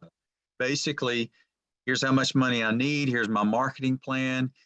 Here's those resource partners we mentioned earlier can help you with all sorts of marketing. They can tell you down to the street level. If you didn't know, you can tell all sorts of stuff about us, and it's kind of scary, but you can see how many people within a 5-mile radius of your business, owns 2 cars and has a dog. I mean, it's down to that detail. So those resource partners can help find where your customers live, what their buying habits are, and all of that needs to go in your strategic plan, along with your resume and any other person that we talked about earlier. Well, I know the marketing side, but I don't know anything of the supply side. So if Tina is my go-to person for inventory controls and logistics and all that. I'm going to try to get her on my team, and I'm going to put her resume in with my business plan and my strategic plan to show the banker that, hey, I've got all the bases covered. I know what I'm trying to do. And then the projections are the key part of how to pay the loan back. And we'll get to that in just a second. But any more comments that what you'd like to see? Remember, my guy came in earlier. Hey, I don't, people told me this is where I should bank. Here's my information. Look it over. Let me know what you think. I don't really need anything today. His stuff went right straight on the top of my stack, I can tell you. And I took his deal straight to loan committee the next day. So he was well prepared, and he had it all together, and he impressed me. So any more comments there, Tina? Now, I will say we do read the plan. So a lot of people ask if we That's a read good point.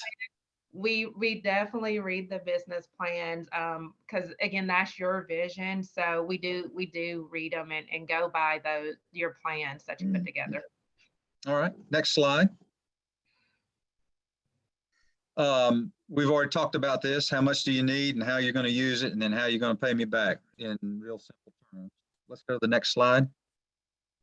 Let's talk about the process to apply for the loan. Go ahead and hit the next slide.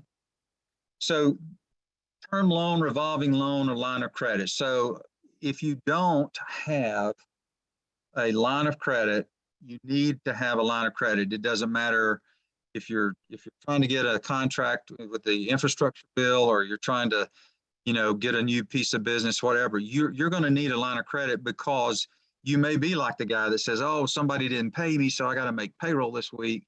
You'll have that contingency in place. Or, oh, one of my vendors is going out of business. I have an opportunity to buy, 17 pallets of shingles, and I can get them for like the price of one. I mean, things like that happen, and stuff happens. So have a line of credit. It allows you to borrow money basically at the time that you need it. Now, there are some stipulations attached. It will come due typically in a year, but you can use it to purchase inventory or repay other debts, or it's to stand in the gap, if you will, of any of that cash flow, that those cash flow issues we may have mentioned earlier on. A revolving loan is an arrangement to withdraw and repay a loan on an ongoing basis until the arrangement expires. So you can draw it up, draw it down, pay it back, draw it down again, and then it will expire one day. Those two things kind of bleed over into each other. And a term loan is just a plain old, I'm going to buy my new truck, and I need a 48-month payment, and it's a fixed amount of money, and you'll pay back over a specific period of time. So again, some of the terminology you may come across in talking to the banker. Let's see, let's just go on to the next slide. We mentioned seasonal financing. I made a lot of chicken house loans, of all things, back in one of the where I was at in the banking world, and I was in rural Georgia. And guess what? The chickens come in, they grow, and then they haul them off, and then you're down for a while. So there are cyclical issues in your business, not issues, but there are cycles in your business that would allow for a different kind of loan product, but there are also seasonal. My road construction guy, when it was winter time and it was raining, they didn't get a lot of work done. So just know that there may be extenuating circumstances in your business that you need to plan for, and the lender has a product for that. My chicken house loans, we would make the payments due when they had the chickens, and when the check came in for the chickens, we got paid, and then when the chickens were out, we structured it accordingly. So Jeff, I'm sure you counted every egg. I did sometimes, but you didn't. You made me go there, didn't you? I could just see that whole performer with the chicken and the eggs down to the Martin. You got to go see your collateral every now and then. I had to go check it out. There you go. Yeah. I did a Before few poultry loans or bowler loans too, so. Yeah. Before I get any further in that hole, let's go to the next slide.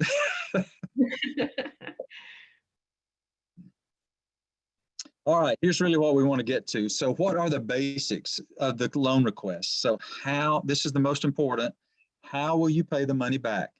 Those projections, and if you don't have a tool to do the what ifs on how much can you afford each month based on your cash flow, based on the increase in those receivables, based on the sales increases, those kind of things, it's a glorified, the one I used was a glorified Excel spreadsheet.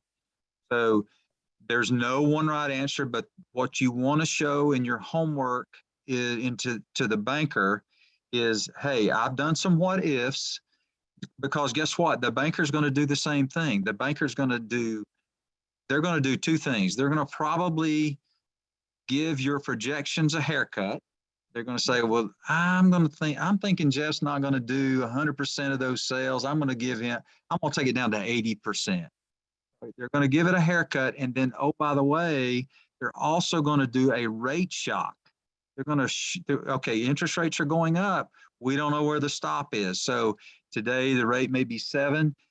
They're going to shock it at 10 and maybe at 12% just to see what the payments do and see what your cash flow does. So that's an important tool to show in your business plan and have that conversation with your banker. And then you want to also talk about, okay, you heard about the extenuating circumstances with the collateral conversation. Is there anything out there that I can help support the loan? And the company's financial condition. We're going to talk about financials a little bit more, I hope, here in just a second, but have you paid your bills every month? Are you paying your vendors? Part of this credit check is to see how you're paying your vendors. And if you're not paying the vendors, chances are, you might not be paying your loan back. So there may be other rocks in the road there, but just think about that. Do you ever write checks for more than you have in your checking account? My guys on Thursday always came in. They did that. Back in that day, there was a few of them I took care of. Some of them I couldn't. So, and back to my point, the lender will always probably take a 3-year look at your receivables and your revenue and probably strike a good average at that, right? Tina, any comments on any of that? Yeah, and I'll say the projections, we do assess a haircut on them. So whatever you have, we will desensitize it. And that haircut is based upon how well written the business plan is. So if you have a very well thought out business plan that really tells how you're going to get to those numbers and you have assumptions in there, then that's we're going to put more reliance on the projections. We also compare them to industry standards as well. So if you have a construction company, they'll compare some of your peers, or just not even your peers, just construction companies that's at the same point that you are, and then they'll come up with an industry average, and then come up with that. So please use the resources with SCORE and SBDC. They can really help get you some of that information, so you'll have better projections. We're running a little over. Is that okay with everybody? We're just going to hit a few more. Yes. Okay. All right. So let's go to the next slide.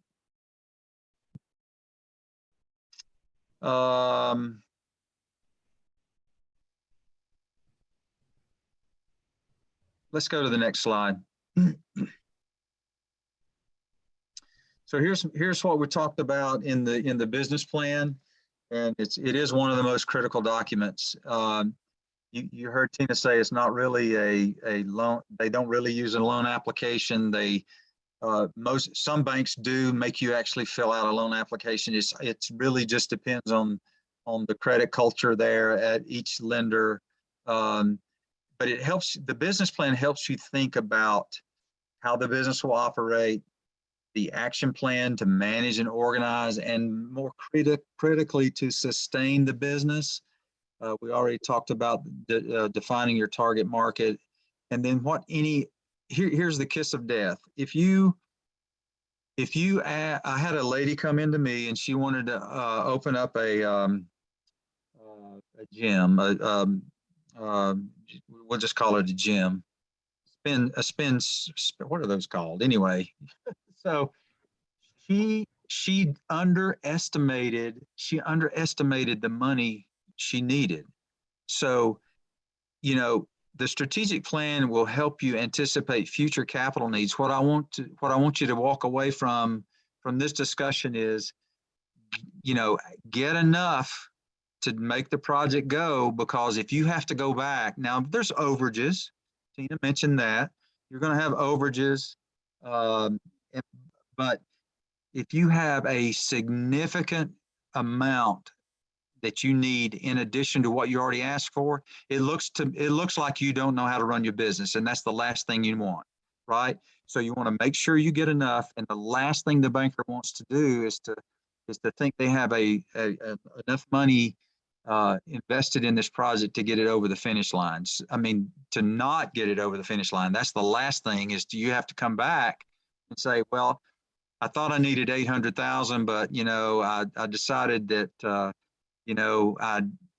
I bought the additional piece of property beside me for another 200,000, so I need that. Or, gosh, we ran into a sewer problem and I need an extra 400,000, or whatever it may be. Just make sure you have contingency built in and you get enough on the first ask, right? And you demonstrate how you're going to make that money and pay them back. Any comments there, Tina, real quick? Yeah, only thing I'll add really quickly is in your business plan, be specific. So when you talk around your competitors, tell the name of the competitors, what they do. If you're talking around your industry, don't talk high level.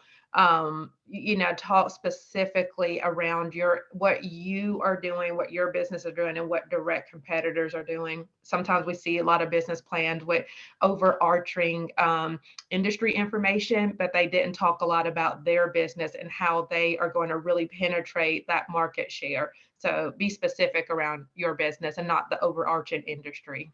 That's perfect. Good information, and don't trash the competition.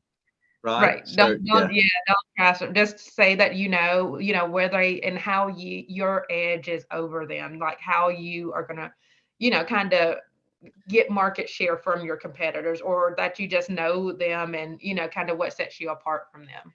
There you go. All right, let's go to the next one. And let's go to the next one. So financial information. So what do you need in the package?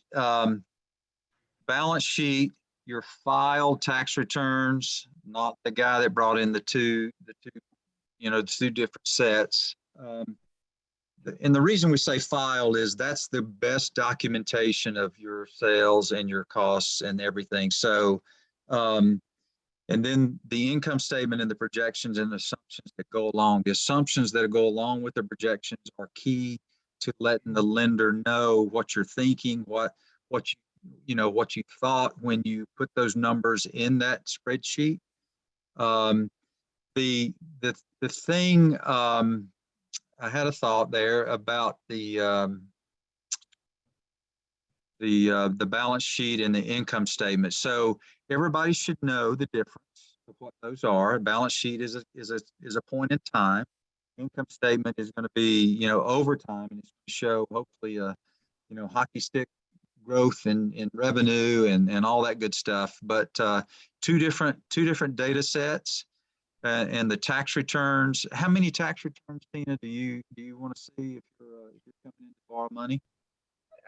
Typically 3 years, but if you're under 3 years, then we would need the projection for the remaining year. So if you've been in business 1 year, we would need projections for 2 additional years.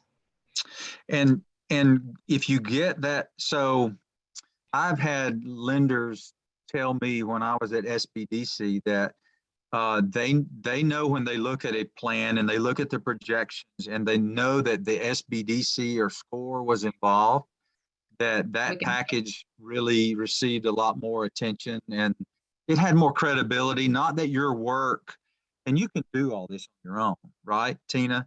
But Mhm. not that your work would not be credible, but you know, if you took the time to go and seek some additional help from smart people, and you know, we need smart people all around us. So SBDC and SCORE can help you there. And if you mention that in the conversation with the lender, you might get a couple extra brownie points. That is a spot on. So if you did go to the SBDC, a score, and then especially if you like sent them an email in conjunction to us to let them know that they help you prepare it. Sometimes we have individuals that have their CPA write a letter and they send it to us as well to tell them that they help put together their projections. We do put more weight on that because you got an outside source to help you and work in conjunction because it's still your business and your plan, but then you had an additional resource to help on that piece. Good deal. Let's go to the next one.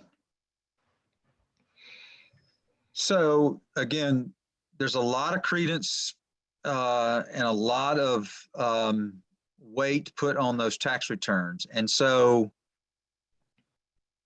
I think it would go, it goes unspoken that if, you know, make sure taxes are paid and you're not in arrears there. And the lenders want to know they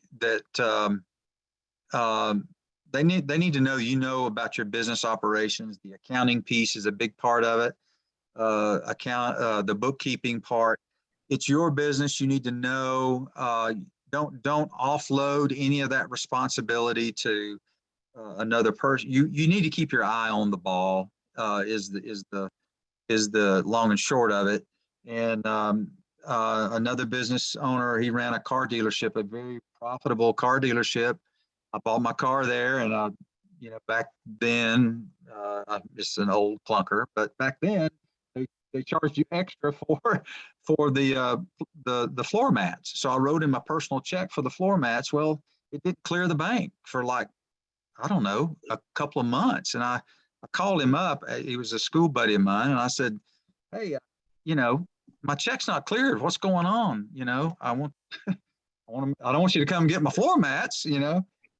He jokingly said he was out of town. He and his wife took the vacation, and he literally opened every piece of mail that came into the dealership. So my check was in the mail, obviously, and he didn't get to it, and because he was out of town. But just even going to that detail, at least look at every piece of mail that comes in. That was his strategy. But knowing all your numbers and knowing that you have the expertise backing you up and the history of your business, and you should be good and know the cash flow. Any more comments there, Tina? No, I would just really hone into on having the bookkeeping or accounting software. That's always good to have because you can always keep a baseline as to where you're at. And oftentimes a good CPA can help you set your, if you have like QuickBooks, they can help you set that piece up. I was going to say, even QuickBooks. I mean, you'd be surprised. It's back to the old adage. Well, I know I've got I should still have money. I still have checks. I mean, the QuickBooks would be a good way for you just to know, you know, what's in your bank account and really track that. Let's go to the next slide. So here's what the projection should look like. Basically, we've kind of hinted around at some of this, but how the loan will impact your business, and you're getting those additional assets, you're expanding the facilities, whatever you're going to do, the projections should reflect that, and they should be reasonable. And if I want to be truthful about it, we've already said the banker's going to give a haircut. I would probably do a best case and a worst case in your assumptions, and do the explanation is like, well, I hear we're, interest rates are up, and I hear they may go up again. So therefore I did an assumption where interest rates went up in my assumptions, and the banker's going to think that you're like reading their mind, because that's exactly what they're going to do. But be reasonable. The other thing too, and I say this to the startup clients that we talk to all the time, is it's okay to lose money in that first year. And Tina may disagree with me, but if it's absolutely unreasonable that you're gonna hit a profit, a positive M1, as she would say, in the third month, that is probably not going to happen if you're a startup. So all of you guys are in business, so you already know that drill, but just be reasonable and use the industry data to help you know where the targets are. There are studies out there that shows you what the average headcount should be in your industry, what the average sales should be, what the average cost of goods should be. And again, you can get all that from the SBDC, but you should know that anyway from other trade associations or whatever. So comment there, Tina? No, I will add to the projections. We are okay with seeing a net loss, typically in those initial startup years. But again, we want to, of course, make sure it gets to a profit, but then we would look for other things, your personal strength, so your personal credit, your personal liquidity, kind of what you've put into the business. And there's opportunities to look at working capital to help with those loan payments initially. So it is okay to have a negative, M1 when you're starting off, because you are going to be expense heavy when you start off. Sure. All right, let's go to the next one. And we'll end with this one, and then you can go to Tina's slides. But basically, a final caution is not all lenders operate fairly, believe it or not. You want to talk to your peers, talk to other people, talk to the other bankers to protect yourself. And a lender who promises you a loan approval, no matter what your credit history or credit score, that's just too good to be true. Just run it past your, some of the folks you trust, and come to a conclusion. But there are uncanny lenders and people that will take advantage of you, and we just want you to be careful. And higher interest rates and fees normally mean, they may not be doing all their work. They may not believe in your project as much as they should. And anyway, just be aware. Read the fine print is another way of saying that. Excuse me, Tina. Anything there? No, I agree with that. Definitely do your homework and make sure that it's a good lender. And then too, the more you know about your business and that lender, I would do research on them to make sure they have a really good reputation so you can protect yourself. And then to make sure if you do get a loan with someone, what happens after you close that loan? Is that person still going to be there and to help you navigate through your business as they grow? Do they sell your loan?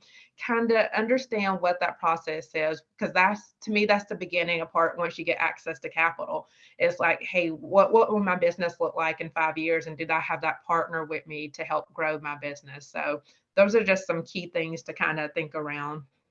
Perfect. And the SBA is here as a partner. Anytime you need us, whatever you need us to do. If you want to go to Tina's slides, let her run through a couple of those, because we're around 20 minutes over the time. So. Yeah, and I'll skip honestly over a lot of mine because they are, some of them are redundant.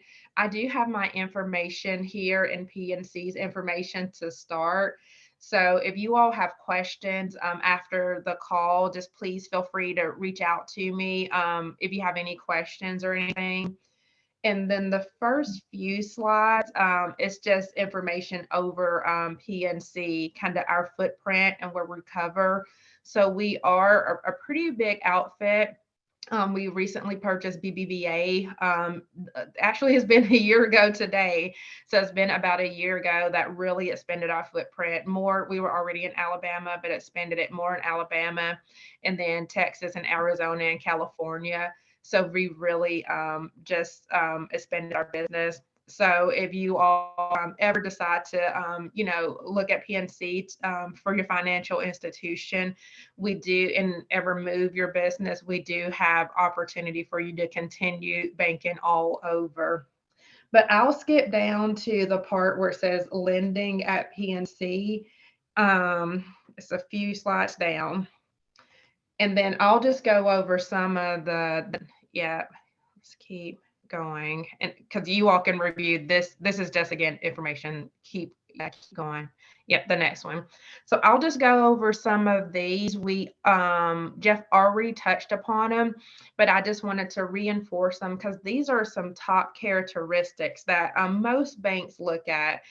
So the first piece is, as you're building your business, make sure that you're building a profitable company. And again, that profitable company, we look at that M1 income or your net profit. So if you're looking at your tax returns, it's right after your balance sheet, that M1 income. So make sure that that piece is really positive, because that's the first thing banks look at. They want to see, are you putting out positive cash flow so you can support any type of debt? So that's the first piece. The next is gross revenue growth. So we always look at the top line to see, are you growing year over year? So as you're getting started and as you progress in your business, we want to make sure that you're growing, but also, again, as you're growing, that you are, again, staying profitable.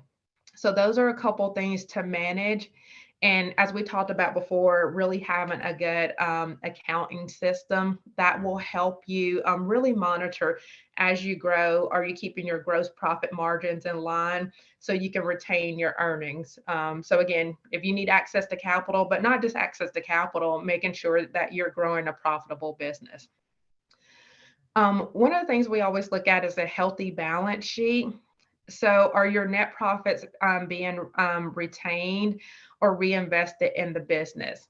So sometimes you may hear the term highly leveraged, or your business is highly leveraged.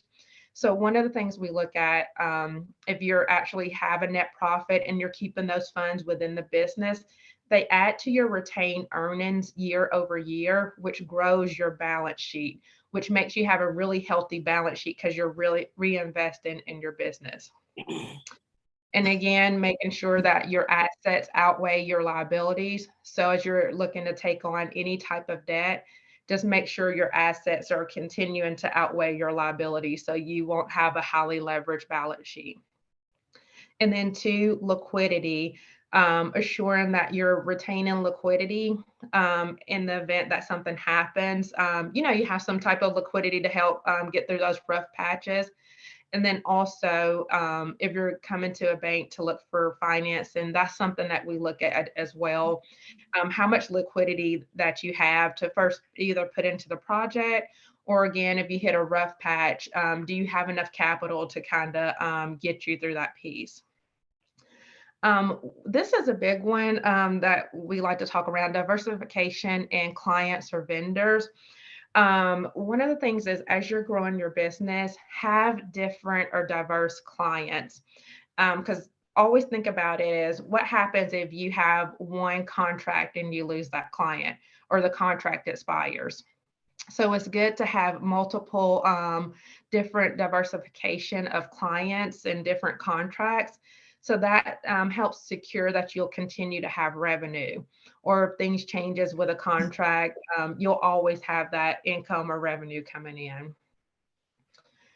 And we kind of talked about this before, the personal guarantee. If you're in that early starting phases, we look at it throughout the whole process, but we put more emphasis on it if you're starting up, because you don't have your business history yet to kind of stand on its own.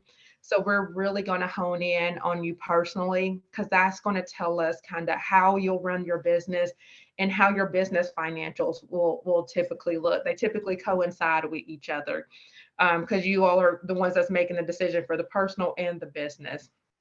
So the credit score, we don't like to say a number, but I did put a number on here because I get asked it all the time, is a minimum credit score. We really like to see 680 is the minimum, We definitely like to see it above that. Of course, the higher, the better.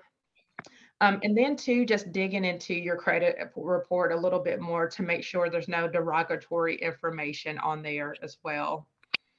And then Jeff, this is a really high level. Jeff went into this in detail around really having a solid business plan and your go-to-market strategy. So your strategic plan. Things to really consider now is all the things that Jeff talked around, but in particular after we've kind of lived through COVID, and then I say kind of because we're still kind of going through it, and you know, we may hit another economic downturn, is really understanding your plan around that, how you will retain or attract employees. We know that piece is really hard now. We know it's harder to retain and attract employees. So really have a good plan around that piece. And then also a good plan around competition. So again, understanding who your competitors are, what they offer, and then your competitive edge around them. So those are typically really key components that we like to see, in addition to the things that Jeff said in the business plan. And we talked around these. I'm not going to go into it because Jeff had these, some of the lending products. Of course, we have term loans. So term loans are just that. If you're purchasing any type of fixed asset, it's going to be on a term. So there's going to be a specific, if we look at a 5-year term, and then you'll have the same monthly payment every month. Working line of credit. This is something that's needed for every business, a working line of credit. Again, I'm echoing a lot of what Jeff said, is you always need working capital. You don't know if one of your vendors or your clients may be slow paying you, but you still have to make payroll. You still have to order supplies. You still have inventory because your business continues to go on. If you know, even though the client, you're still waiting to collect on the client. So working line of credit is always good. I will say with working line of credit, make sure it's used as such. It is short-term working capital. What we see a lot of times at banks is a client will get a small line of credit, and they will max it out, and they will leave the line maxed out for a long period of time. That means it's really considered permanent working capital, which sometimes is used against you when you go to get other lines of other loans. If it's just a balance that is fully drawn for a long period of time. So that goes back to where we talked around understanding the use of funds. If you truly need permanent working capital, have that conversation with your bank, because that means you need to be in a different product. It may need to be in a term loan, because that could work in your detriment if you just have that line of credit drawn for a long time. And then you've grown tremendously, and now you need more access to working capital. It can just hurt you a little. We also have equipment loans as well. So if you need equipment, we can look at specific equipment loans. And oftentimes we line the term up with the useful life of the equipment. And then we talked about extensively the SBA programs that we participate in. So the Express loan, the 7A, and the 504 loans. But I kept mine really short because I know Jeff was going to cover a lot of those items that we had. But we just wanted to open it up for any questions or anything.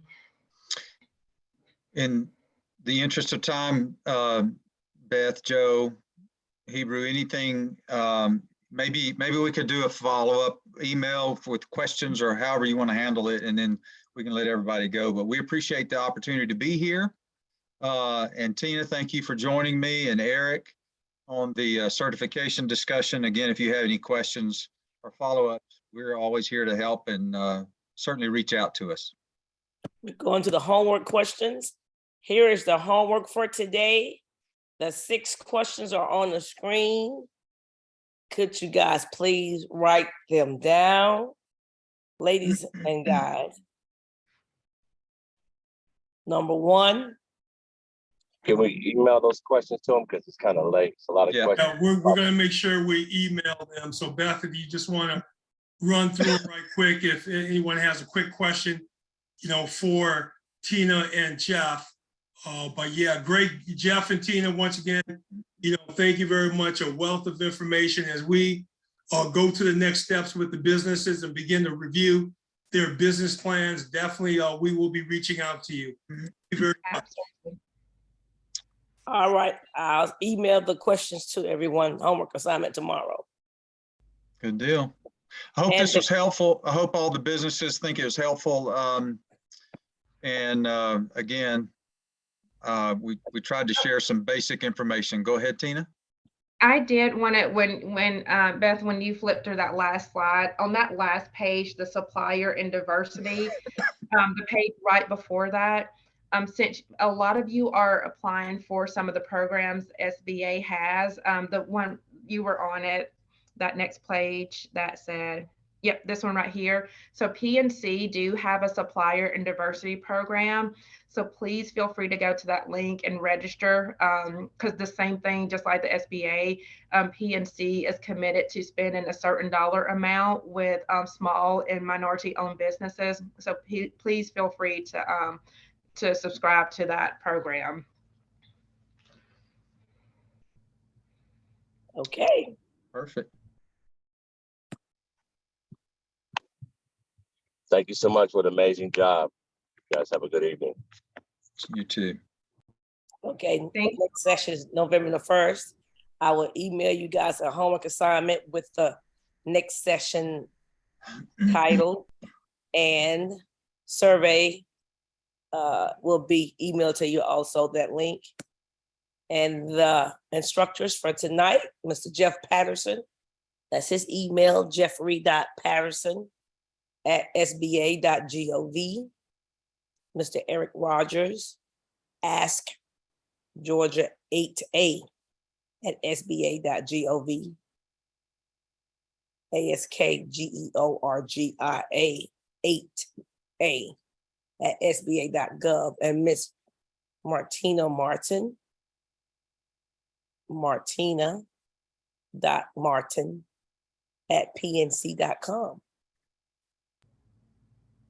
And we're happy you guys stayed. We had a large number stay with us, and we will say good night. We will send the information to you guys and ladies. Thank you for joining us. Thank you, Thank Mr. you. Patterson. Thank Ms. you. Martin. Thank you. Bye-bye. Bye-bye.